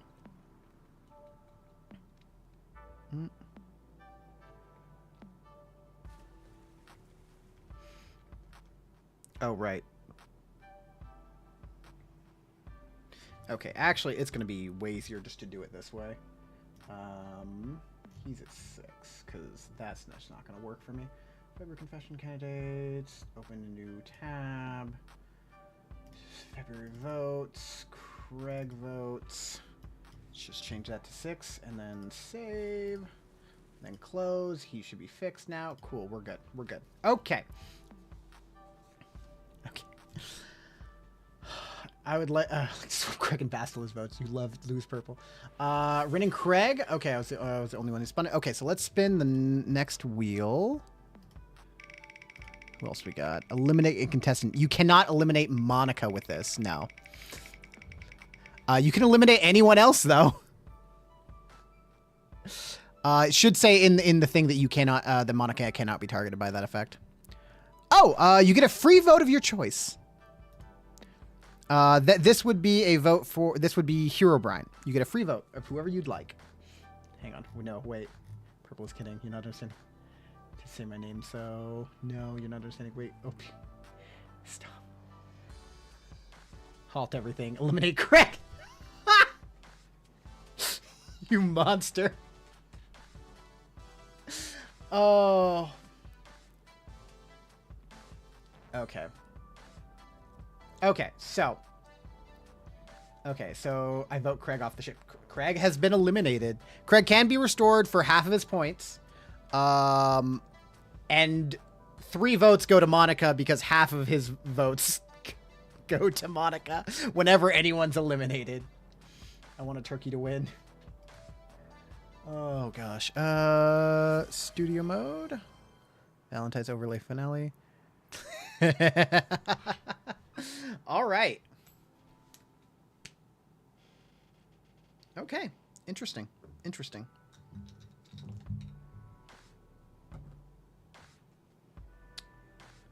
Okay. I can't remember what my ruling was for this. If I remember correctly, though.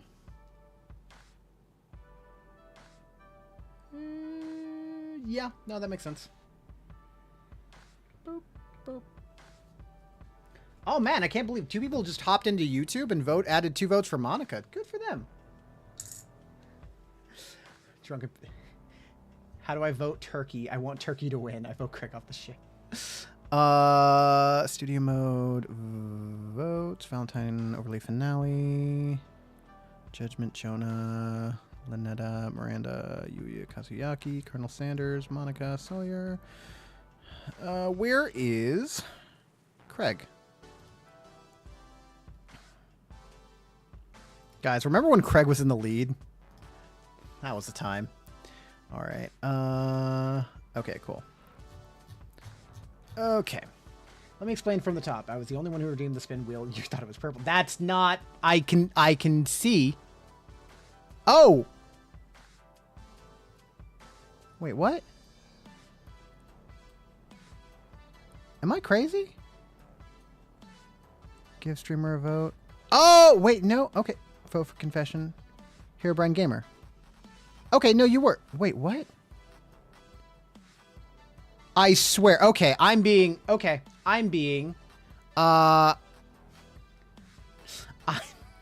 Guys, I'm just going crazy. It's okay. Okay. You thought it was purple. There was only 1 wheel spin from me. As a joke, purple went along with it. I said to swap Bastila and Craig. You can check the logs. Revert as needed, please. Okay. So... 2, 3. Okay. So Craig had 17 votes. Okay. Okay. Okay. Rin. Where's Rin? Rin.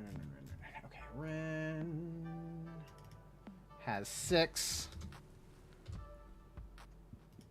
Save. Craig had 17.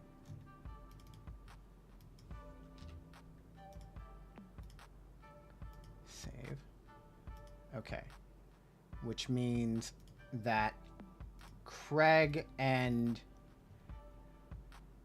Okay, what if we get 17? Unfortunately, I would like to.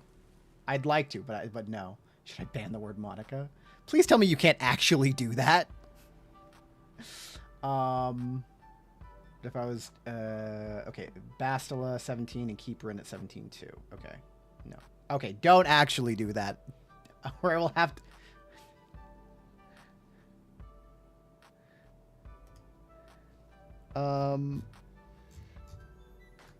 Wait, can I...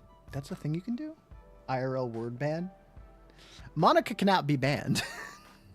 How do I vote? The first vote. So it's like the viewer points at the very top. Okay. Okay, so Craig had 17 votes at the time. Okay, so we swap. Okay, so Bastila gets 17. File, save. Craig gets 7.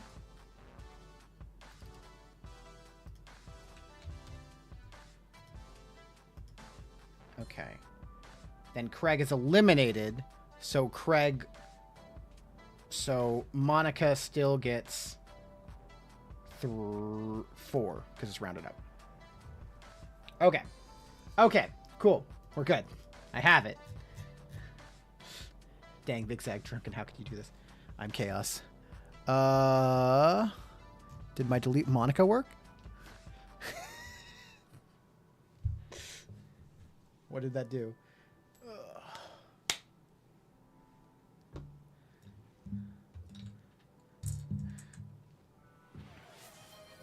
Yo, like 3 other people just hopped into YouTube and they voted for Monica. That's crazy. I heard we can vote again. Also, didn't see 2 random people come in and vote for Monica. It's crazy. I don't know why you missed that. It just definitely happened. Definitely happened. Deleted Monica. I dare you.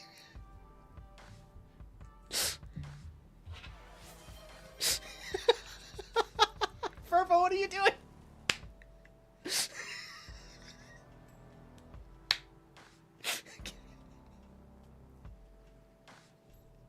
Did you do it 3 times? You did it 3 times, right? Okay. Okay. 2,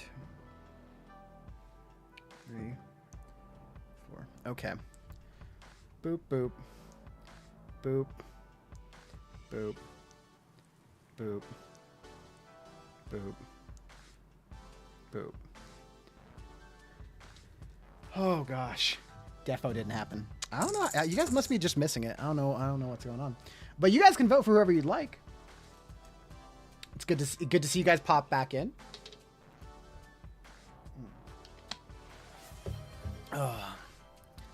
I can't tell what that actually was. Okay, so that's another delete Monica. Okay. Boop, boop. Okay. Oh, we've been here just lurking. Ah, okay. I can't tell. My the viewer count is never accurate. Just lost Alice. I can't stand to lose him too. Okay, I think I'm caught up on everything. I'm pretty sure I'm caught up on everything. Oh, we're not. Okay. Are we on the right thing? It'd be more efficient to split up and look, but I don't want to be alone right now. I don't want to be alone ever, really. That's why I've got a familiar in the first place. Where should we start? I'll follow you. You know, sometimes when someone's stressed and you ask you to make a decision, it's probably because they don't want to. Yeah, but you know your familiar bird better than I do. I want to vote, but I don't see vote. Trial and informant witness. I don't know, man. I'm just saying, like the feed's telling me. The feed's telling me that. Wheel is still screen. Oh, the wheel is still. The wheel is up. Monica wheel. Okay, cool. But oh wait, cool down. Okay, it should be vote for confession. It should be 1 point at the very top. Drunken pain.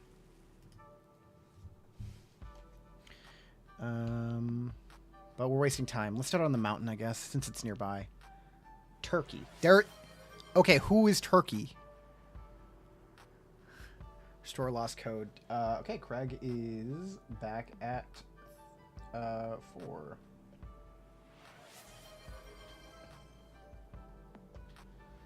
All right. Restore lost code. So Council Mafia, Monica or Bastila. You check up the mountainstead, calling for Crowley. Okay. Studio mode.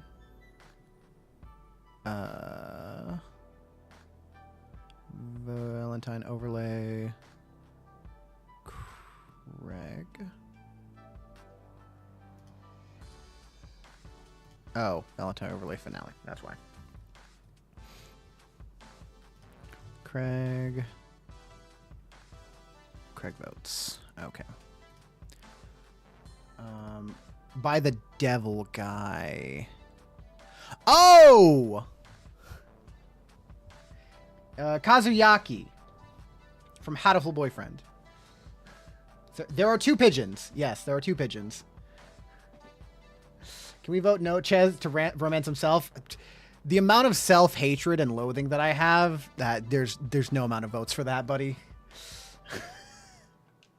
Crowley! Only the breeze blows in response. Rowan grits their teeth, clearly gathering resolve. If he really is dead, then I hope it was swift and painless. Don't think about that yet. Denial won't change reality. I must know the truth. Let's just keep looking. Maybe the beach? He likes to harass seagulls. They reach for your hand as if to hold it on the way to the beach. Squeeze. They release a small, grateful sky. On my vote, the pigeon with the suit.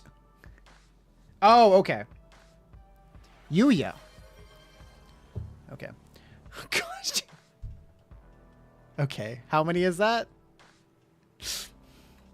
I'm tempted to drop $50 to do the thruple thing. Okay. How many is that? 1, 2, 3, 4. Okay. Suit pigeon. Gotcha. Yeah. Mm-hmm. Okay. Okay. Whoa. Drunken pain. Wait.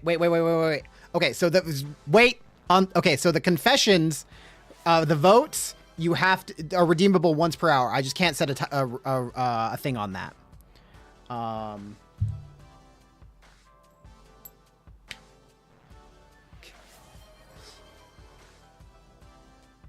gosh, that is impressive, actually. 1, 2, 6, 7, 8. 2, 3, 5, 6, 7, 8. Okay, they release a small grateful sigh. Is paying to delete her? Wait, what? No one said you can pay to delete her. What you counting? Nothing. I'm not counting anything. Wait, what's the odds? Bastila. Subtract a vote from Bastila. Okay. You walk together hand in hand across town to the beach as the sun set. What's a coin? What coin? I don't know what you're talking about. What's a coin? Crowley! There's no sign of the ravens. Raven. The seagulls play in the winds over the ocean. Crowley, you idiot. Where are you?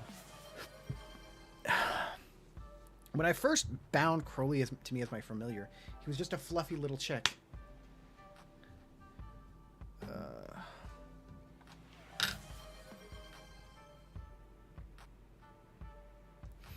I'm beginning to think it's mathematically impossible for us to beat Monica. It is not. Okay, so that's 2.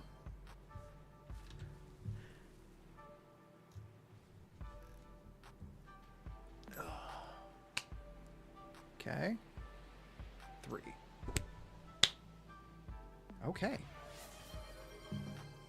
1, 3. Okay.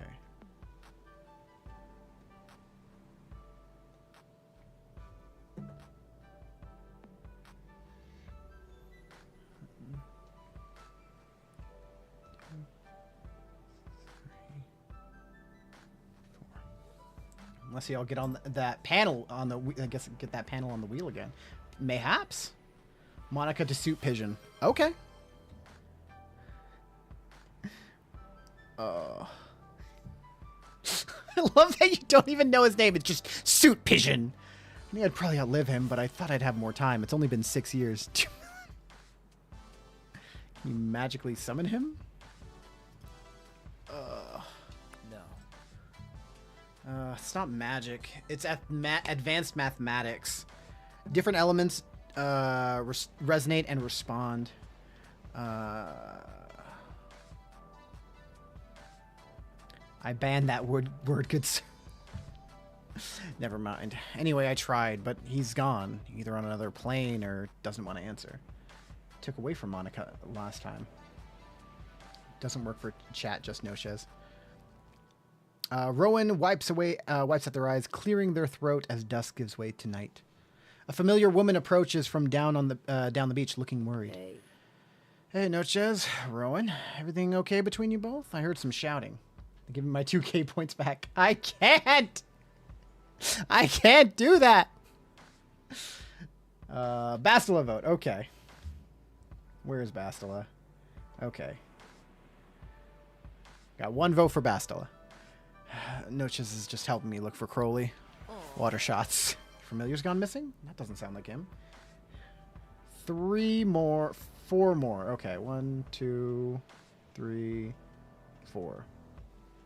Water shots. Okay. Additional vote for Confession Bastila.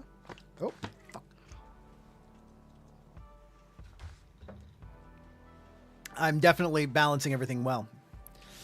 Okay. And then an additional vote for Bastila. Okay, cool. We're caught up.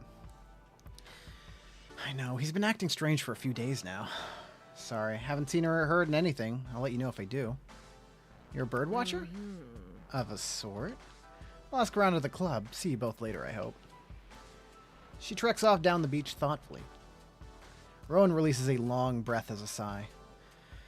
Let's just take a break and regroup at home. Tea will help us think. Good idea. Rowan nods, scanning the skies one last time before turning homeward. Then do 4 deletes for the 2k. I'll allow it. You walk back to the mansion together in an awkward silence. Yep. Shoot. Fuck. If I can balance anything. Okay. Okay.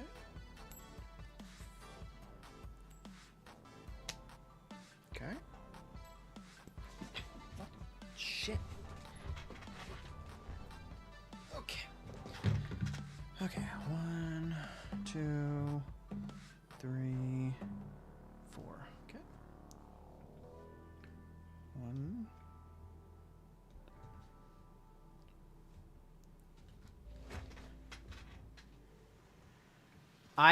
Dude, I don't know what you're talking about. There's no bias here.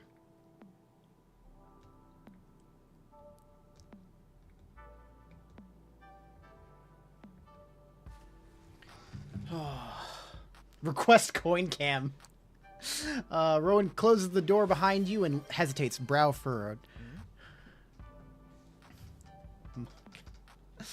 Okay. Okay. Okay. Okay. Okay. Okay. Okay.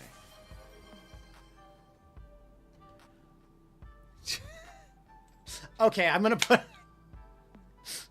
Okay, I'm putting a time limit on that. I need to actually be able to play the game.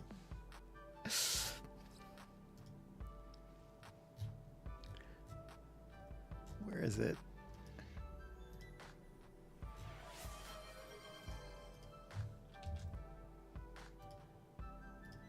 Okay. Okay. I think there's 2 more. Where'd the coin go? 3 more. Okay. 1, 2, 3. Okay. 4. Okay. Okay. 2. 4. Okay. Gosh dang it.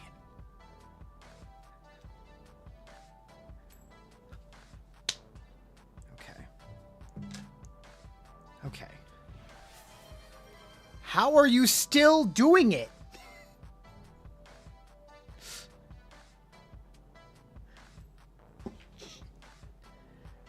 Oh, gosh. Shit. Oh. Smell that? Like tea is brewing already. Okay.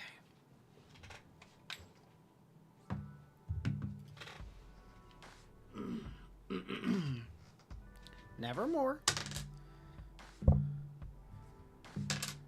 Okay.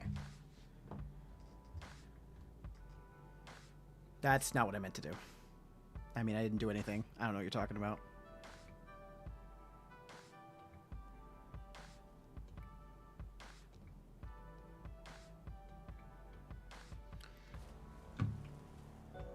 Okay.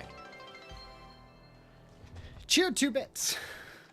Thank you for the bits. Been here a while, my boy. I'm a founder. This was fun. You have been. I know you've spent all of them immediately. In the name of the goddess, what are you doing here? I've been looking everywhere for you. Raven looks away, coughing. Evermore. Curly flutters up to Rowan's shoulder and starts softly preening their hair. Well, once was enough. I'm not forgiving you that easily. I was very upset. Rowan turns to you. Oh wait, there. And then a roll. Ooh. Mayhaps. Is there going to be a YouTube for each stream? No, definitely not each stream. But there will be one for. Thank you for the sub. Oh, I see. Wait. Okay. One tier sub. Tier 1 sub. Okay. Okay, I see. Rowan turns to you. Each stream? No, but there will be a recap at the end. They still seem emotional, but you notice their shoulders are more relaxed than before. Thanks for all your help today, Nochez. Without you, it truly would have been a nightmare. Love rank 4. Guys, gravity wells last longer. Gravity wells are bigger. They're very small. I'd like them to be big. Only 9 subs left, boys. Mind if we postpone our tea? I need to give this irresponsible bird a thorough trashing. See you in the dungeon. Give the streamer a vote. Okay. Rowan gives you a slight smile. The first you've seen them manage all day. We're gonna give Rin another vote. She's not in third, right? Yeah, okay. She's definitely not in first, second. And wait, no, she is in third place now, isn't she? She is in third place. Okay. Then I cannot give Rin a vote. I can give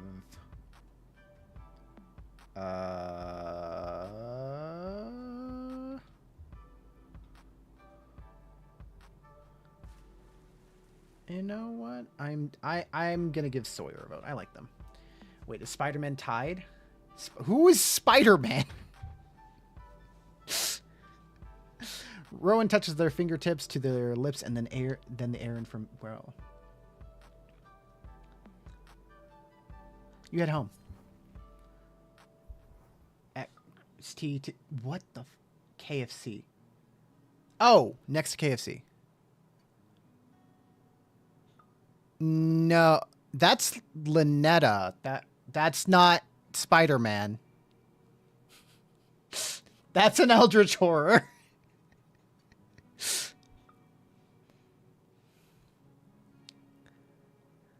Or Bastila? Both at 22. Yeah, I guess they are tied now. Bastila and Monica are tied at 22. That's who Here's been trying for. Yes. Message. All right. It seems Crowley is just a little jealous of you, maybe insecure. Two, he's not really used to me having friends or potential lovers for that matter. On the plus side, he's bonded with good old Roosevelt. Sorry for all the fuss. Crowley is sorry too. You good? Got you, hero. Yes. I appreciate you for asking, though. All right.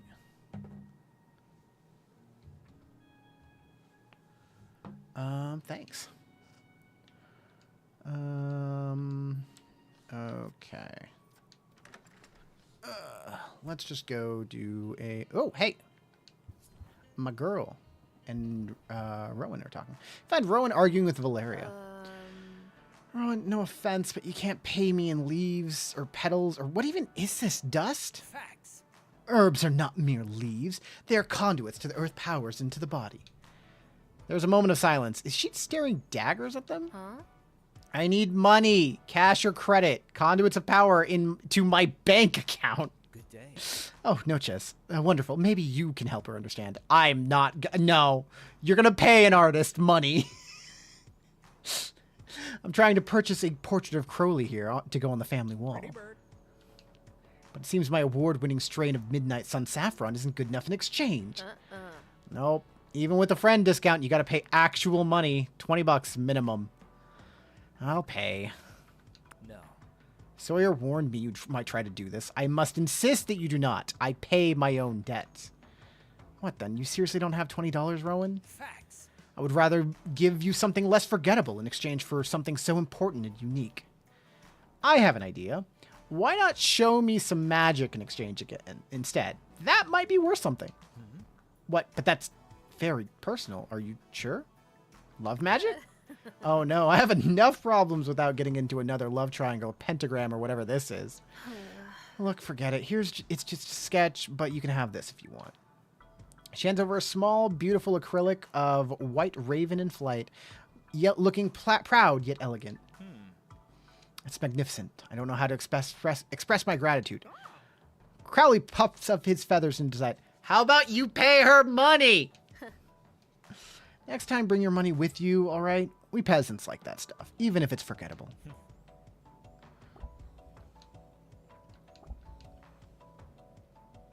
Noted. Thank you, Valeria. Truly. Rowan and Crowley depart, looking pleased with themselves. Okay.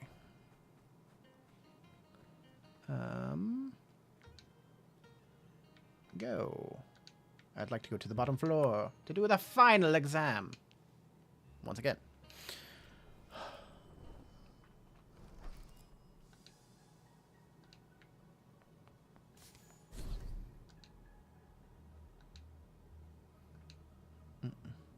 Holmes turns from her work, rubbing her eyes. She looks poorly rested.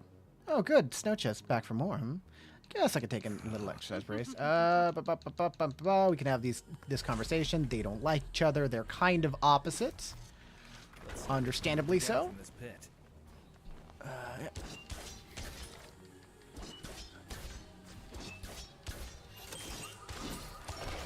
Okay. Okay. Get over here, Holmes. Holmes.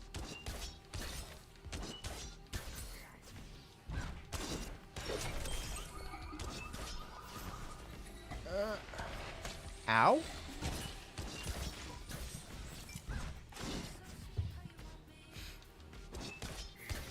Alright, okay, okay. Get over here. So many drones.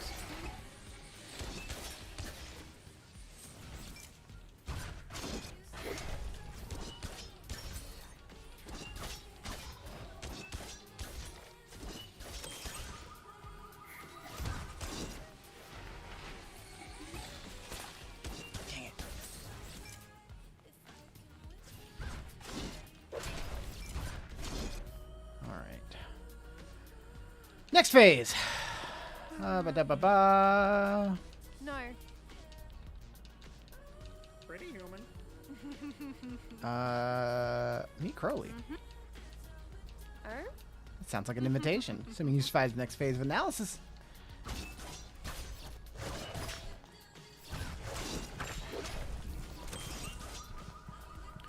Okay. Oop.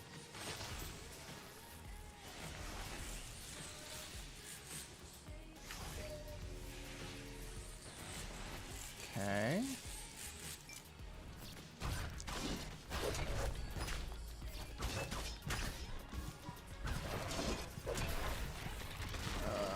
Okay. Alright, well, I'll just stay out of range.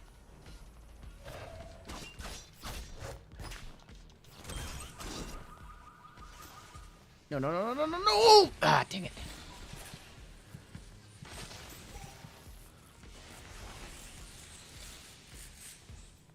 Nope! We're not doing that. That's just not gonna happen.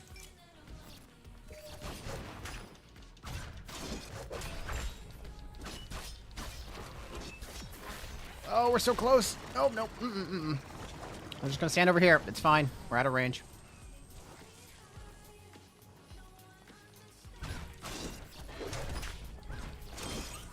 Oh, come on. Oh, no. That's just all kinds of bad. The breathing heavy and appear to be calculating something. Oh? So far above average. It's very impressive. Rare form, but I see room for improvement. If you could do that even faster, I'd raise a few points. This is B plus maybe. They yawned hugely. Maybe I should head home too. This took more out of me than I thought it would. I should know better by now. You're always a good workout, huh? See ya. Come back anytime. I don't mind giving or taking another little whipping.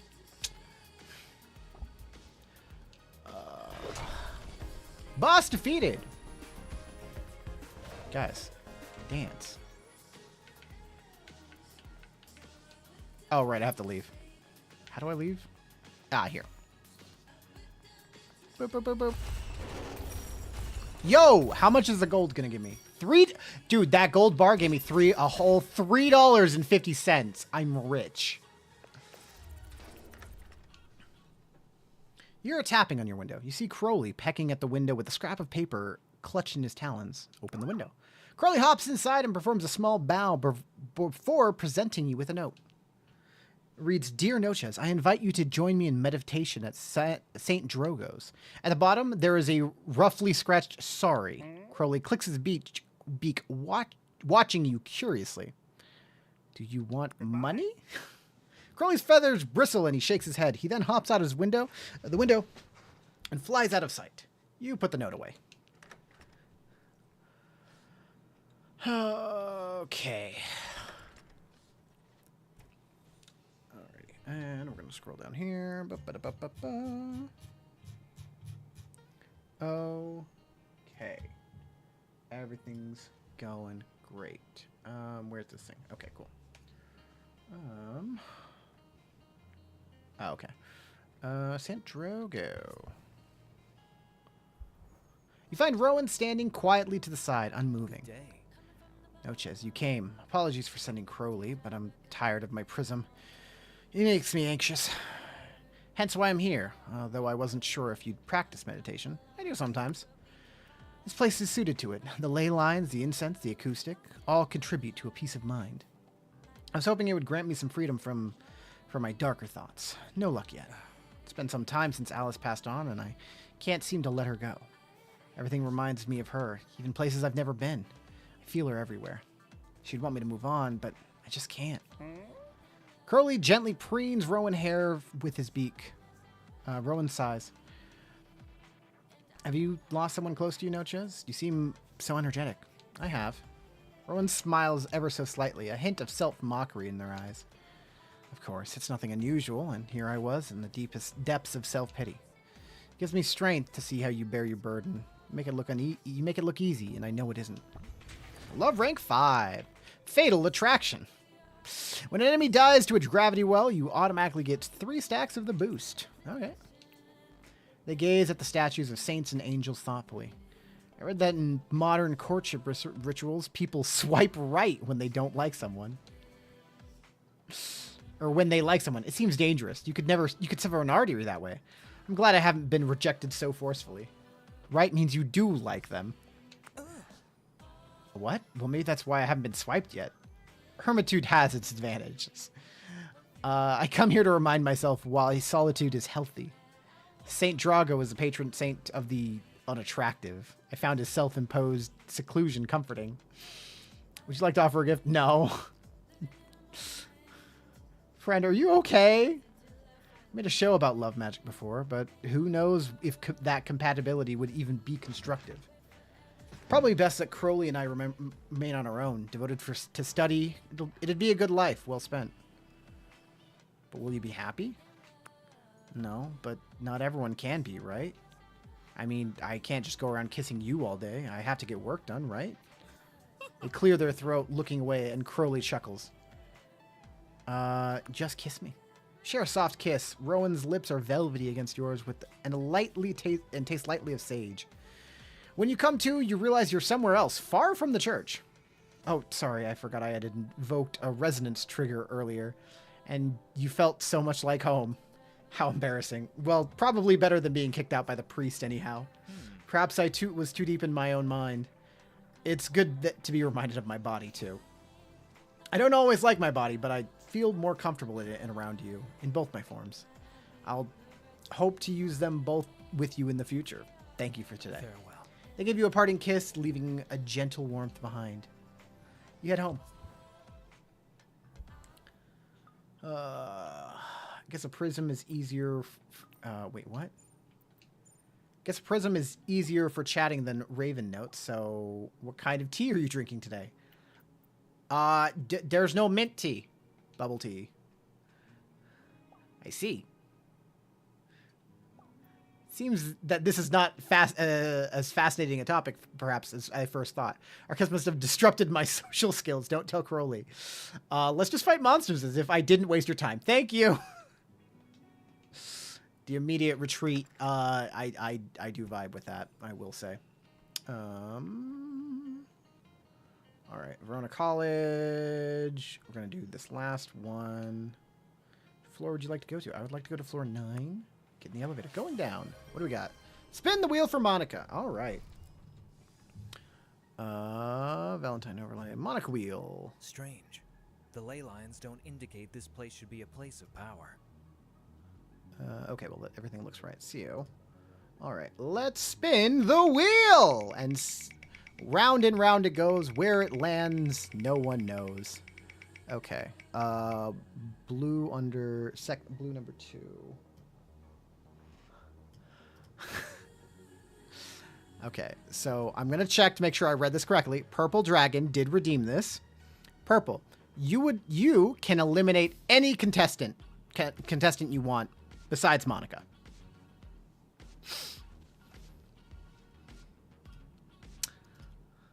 You have been given immense power.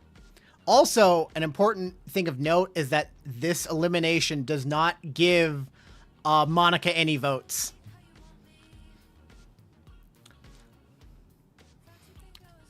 As a normal elimination would.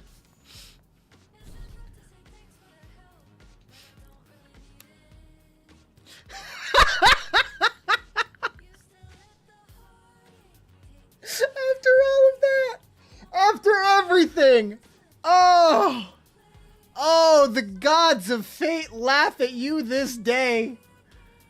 Oh boy. All right.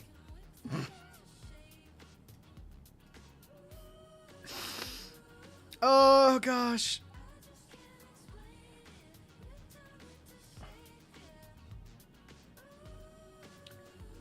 Oh boy.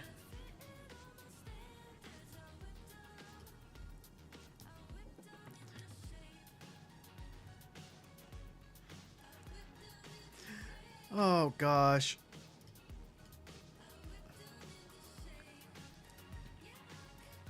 I just realized that the lyrics to the song are I whip you into shape.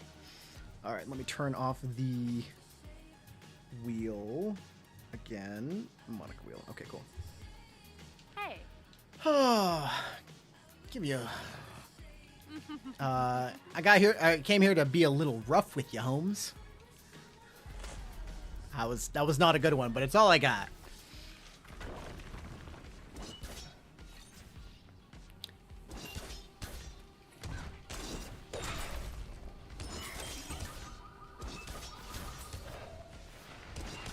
No, no, no, no. Ow.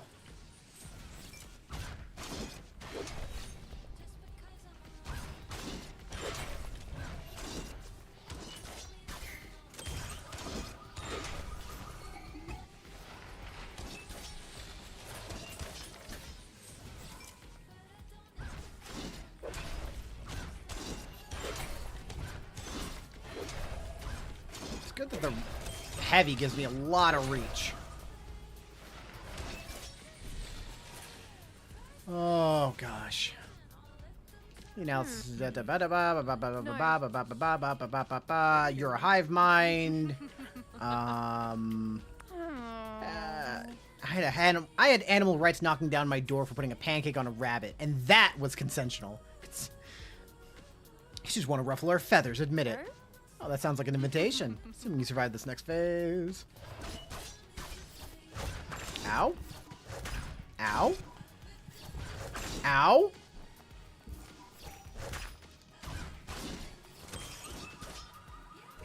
This is you trying your best, right? I mean... Look, I know I made a mistake there. Okay, ow. Ow, ow, ow. Okay, it's okay.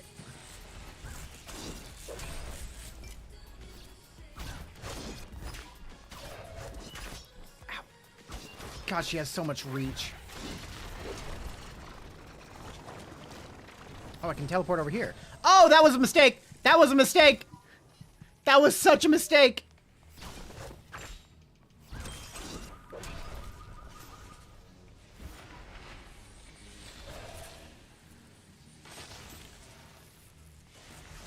Ow. Okay. Okay, this is...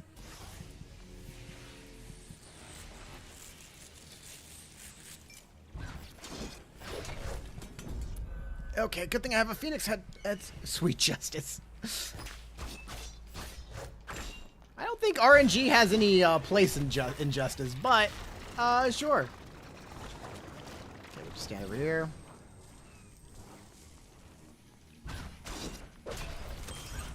Dang it, so close. I just need to survive this, and then I think we're good.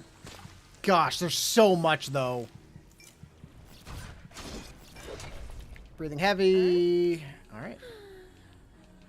All right. Bye-bye.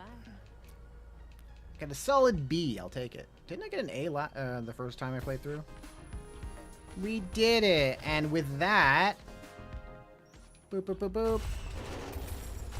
Oh, yo. Wait, there's something else? A cowboy hat recipe? Guys, I missed something. Wielder level 38. VIP. Guys, I'm so important. Alright. Finally, I've done it. I made contact with Alice. Or at least my deepest concept of her. Her ghost? Or... Not exactly, sort of, but she was rather angry with me. I guess I can't blame her. I'd like to see you and explain our next phase. Want to walk with me? I'm up on the mountain. What? What? Yeah, I'll be there. I'll be here. Such a dork. Alright, craft. Cowboy hat. I made it. I found all of the hats. And I have made them all.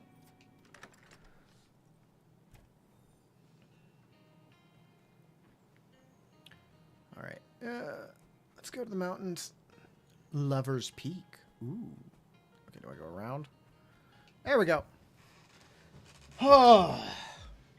Oh, hello. That is a very different outfit than I was expecting and ready for. But I'm like, I'm digging it. You look great. Good. It's because it's rather warm today, and I to be wearing this many layers, I must say. Trying to reach beyond the veil, symbols and metaphors are powerful. I thought maybe wearing our traditional family robes might help, and maybe it did. Either way, I found Alice in my heart, and she really lashed me. Called me a coward and a weakling. When it comes to how I treat you, she said she was disappointed in me. She expected better. That's harsh. Yes, But fair, she has a point. I've been leaning on you, and on Crowley, too much. It's been unbalanced. I don't have to read anything anymore. I love you. You've shown me so much patience and generosity of spirit. Polyarmorous, share your love with all the weapons! We did it. We've romanced everyone in the game. Rowan is now a votable option. And because they did not, because everyone else got a vote, they are now in last place. Acceptance did. Daily momentum can now stack up to 5 times, or eternal. I like the double stacks. And yet I've Whoop, taken whoop. advantage of your kindness. I'm sorry for that. It's not right. Studio mode. I always call you in a crisis. To help me with grief, or with Crowley, or with everything. Image. Rowan. Browse.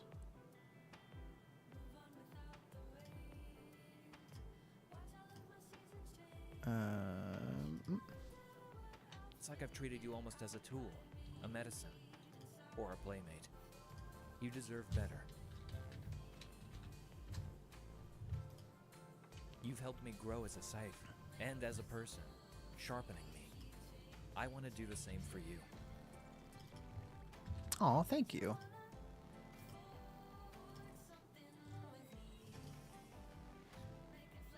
Outline. Don't worry, Rowan. I'm totally paying attention right now. I'm absolutely 100% paying attention. To everything you're saying.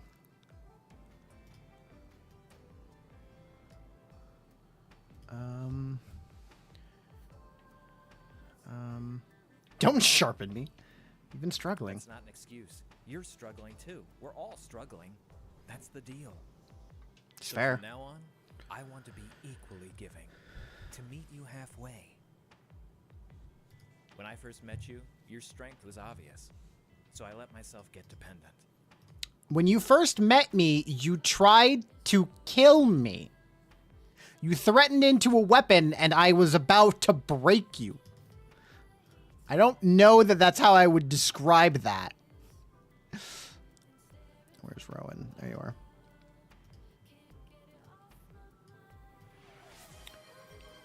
Top of the hour. Rin. Okay.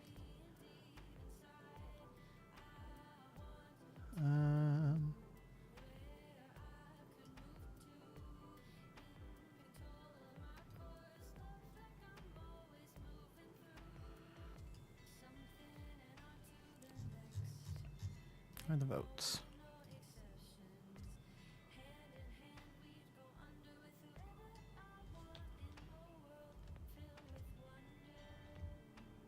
Okay, that should be readable. Perfect. Works. And we gotta vote for Rin. I want us to be together for a long time, so we have to be equals in all things, as partners.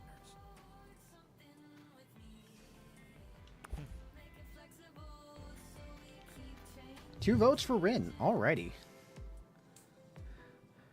I can already feel Alice approving. We're on the right track. Sorry on the YouTube for a second. For the second. No, I got you, yeah. I think I did throw 2 in there, didn't I? But if I backslide, I hope you can call me on it. Habits can take time to break. I promise. Rowan releases an exhalation of relief. Thank you. You did. Okay, cool. Crowley mutters something softly in Rowan's ear. Rowan nods. And Crowley got you these. His friends will be quite jealous.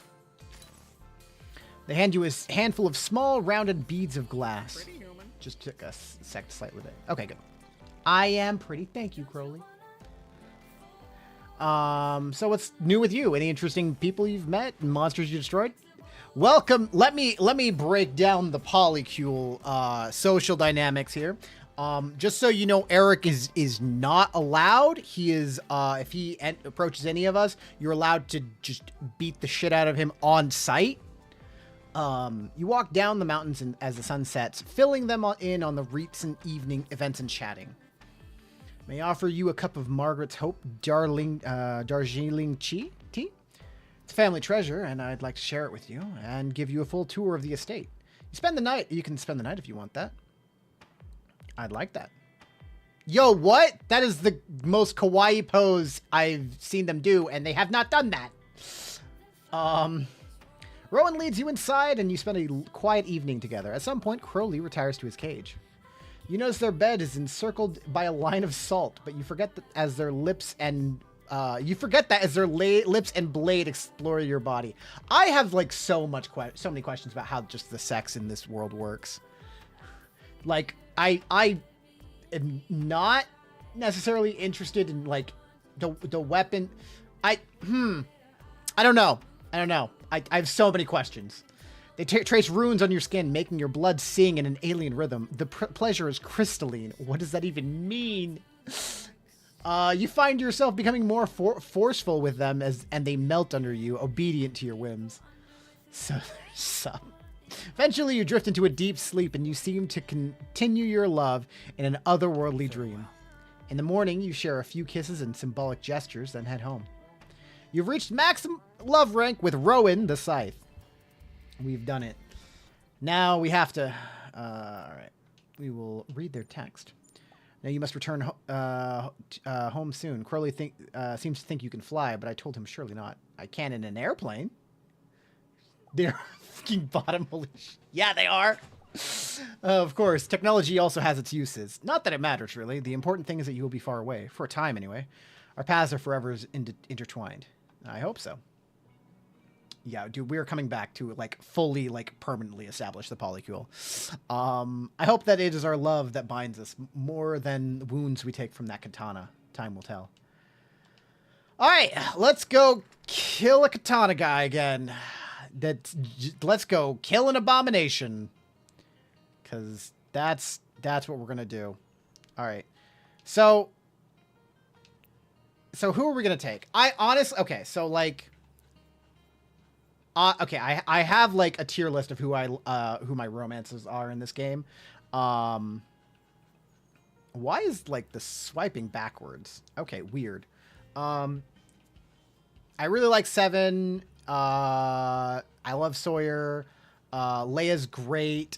Valeria is also, like, obviously my first romance option. I love her. However, going into this final fight with Pocket is just hilarious, so I really want to do that. Jesse leads you into the weapon shop, whispering, "Take the cat." I know, right? We're doing that.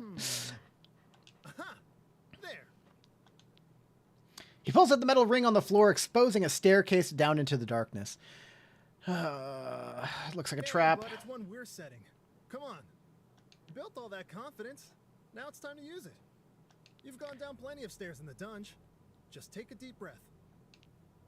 Jesse leads the way, holding his phone in front of him as a flashlight.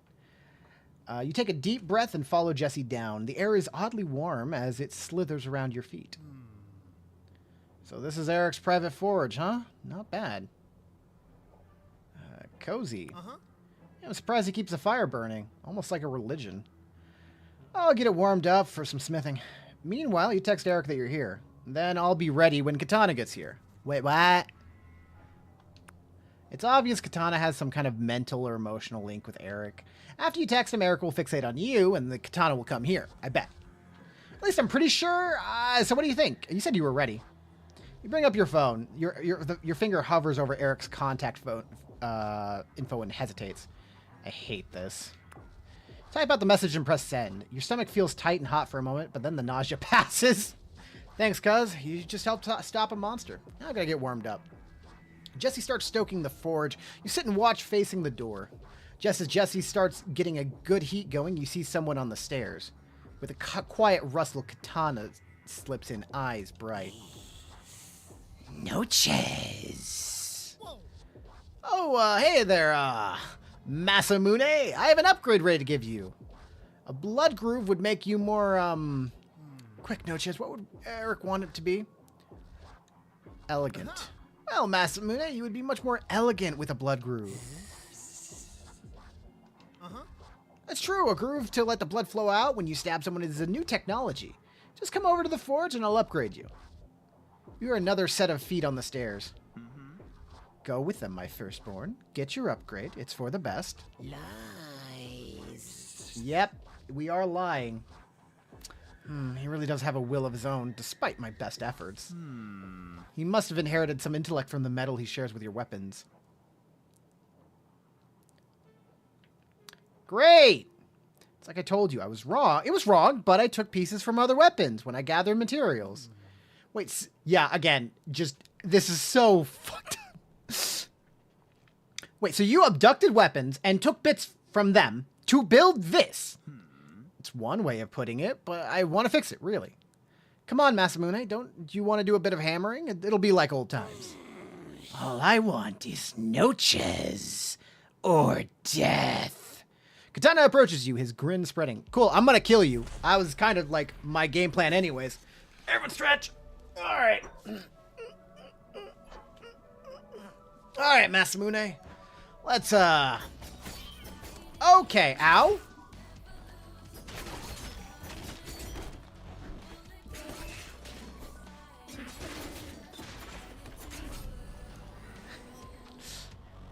You know he says you were death.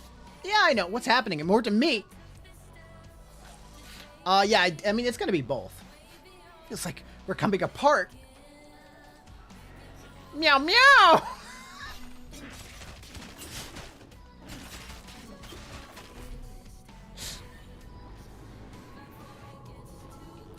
Oh.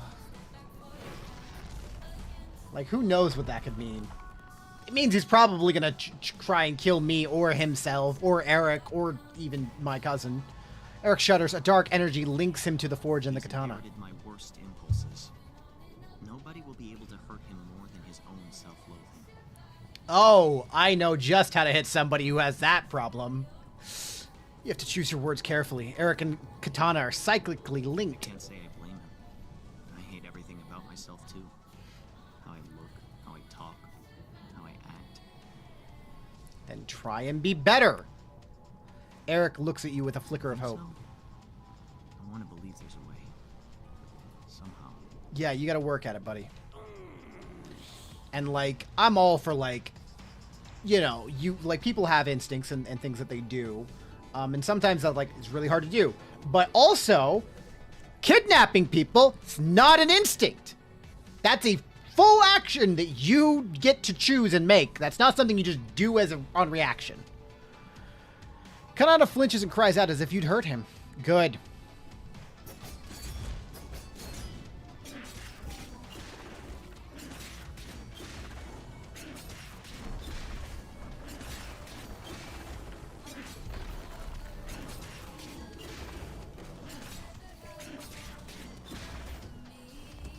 Ow. I honestly still don't know how this fight works.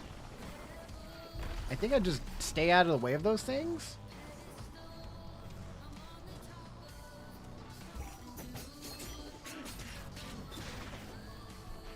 Ow? Oh! Ow! That was my face. Okay, yeah, I just stay out of the way. I think. It's taking damage.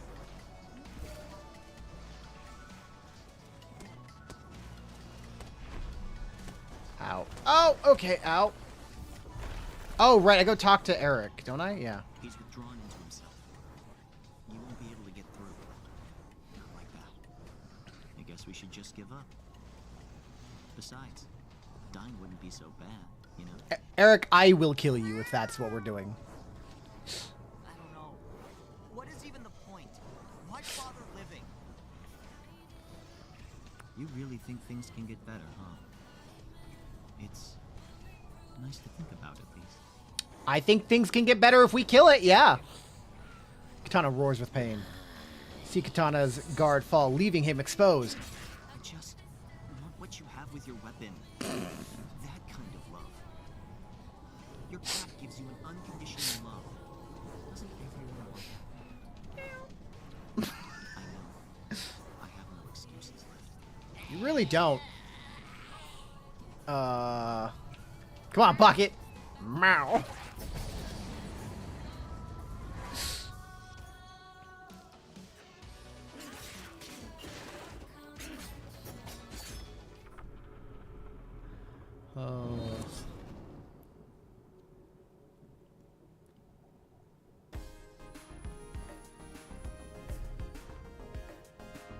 We did it. You did it! Yes, because I am a badass. I mean, feared that he was invincible. Yeah. Mm-hmm. Don't you dare try to make a better one. No more weaponsmithing. Just chill out, okay? Yeah, we're taking everything away from you, and you're going to jail. Chill? I'm already completely empty and hollow. I can't be more chill. You But can. It's clear to me now what I should do. What I must do. Go to jail. Go to jail. Exactly. I regret so many of my choices. My relationship with weapons has been unhealthy. There's not a jail option, so I will choose therapy, but Where yours were all based on trust and intimacy, mine were about power. yeah, you suck. Heavy. I need to talk to a professional before I hurt anyone else. I need to learn how to love. You need to learn how not to be a psychopath. Eric nods, self-loathing cold in his face. You escort Eric out of the forge, up the stairs, and to the street.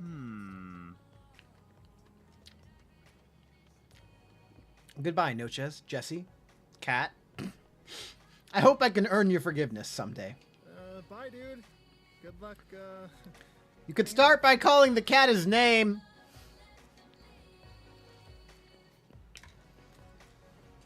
Eric gives you a final bow and leaves, eyes downcast. I'm sure you're both tired. I'm exhausted and all I did was watch. It's been a long night. Let's party. Yeah, right. I know you only have a couple days of left in Verona Beach, so let's make that some kind of plan to celebrate tomorrow, after I get some sleep. see ya. Jesse hugs you and wanders off towards his house. He looks at you, accusingly. Remember, you're flying out tomorrow. I don't want to go. Pocket rubs his head against you, and you scratch the soft fur behind his ears. You share a long moment of mutual comfort, his soft purring rising into the evening. Eventually, he flicks his tail and runs into the night, perhaps chasing some unseen prey. You head home and collapse into bed. In the morning, the sun rises like any other day. But this is your last day in Verona Beach. You don't have much to pack, some clothes and a few keepsakes. It only takes a few minutes. It's all over. The thought of getting on a plane makes you want to cry. You take a deep breath, feeling this moment could take root inside you. Soon after you finish packing, you hear a familiar knock on the door. Hey, cuz. I have a full day planned before your flight. Give me your luggage. Let's go. Just Go where? don't worry about it, okay? Come on. Everyone's waiting. Put on this blindfold. Let's do it! He warmly jostles you out the door. You follow him downstairs and then across the street. You hear a familiar crashing of waves against the sand and reach for your blindfold. Ta-da! Everyone's here, and we're ready to party in your honor. Yay. Oh, that's right. We got like full animation again. Whoa.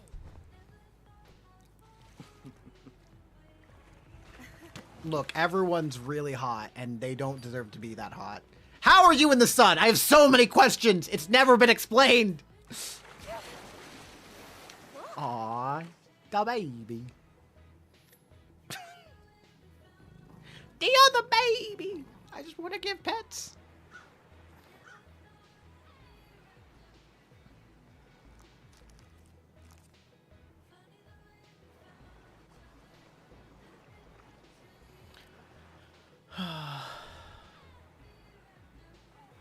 He was under an umbrella. Yeah, but he still has to get in. That's like hyper dangerous.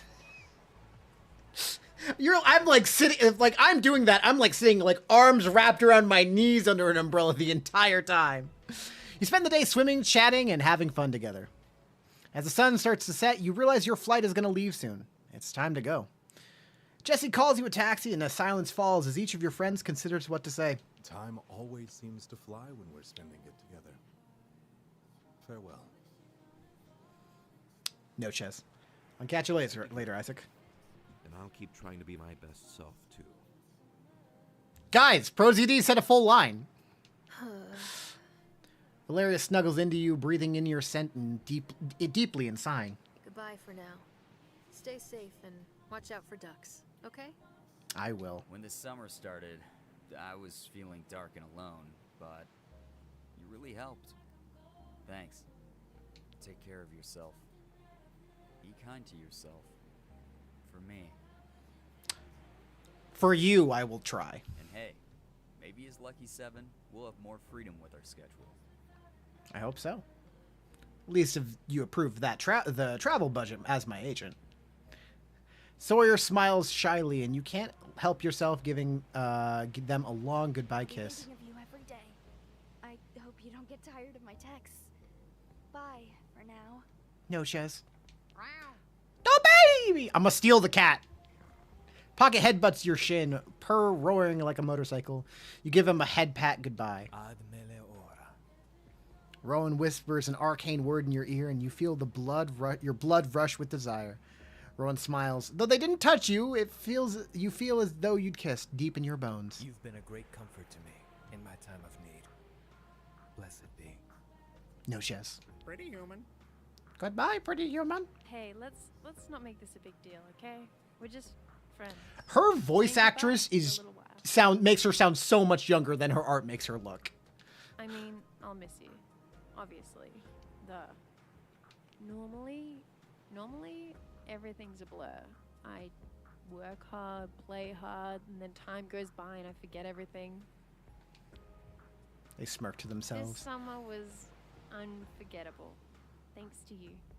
Crystal clear for once. So, take care, you. Maybe I'll see you again soon. Sooner than we think. Travel safe. Hey, stranger. Here we are. Another summer gone already, huh? Leia leans into you for a long goodbye kiss, her lips tasting of salt and sunscreen. Oh, jeez. I didn't prepare anything to say like everyone else. Now I feel bad.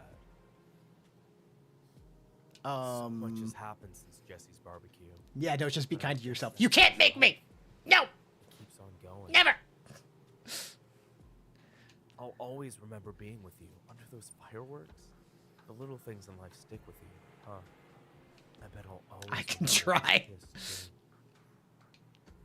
He sweeps you off your feet into a kiss. The sun is bright and is bright even against your closed eyes. Fly safe. Take care. No, Ches. Hey, are you okay? You can come back, you know, anytime you want. I will be back tomorrow. That's the spirit. You know, when you arrived here, your mom and I were really worried about you. Bish.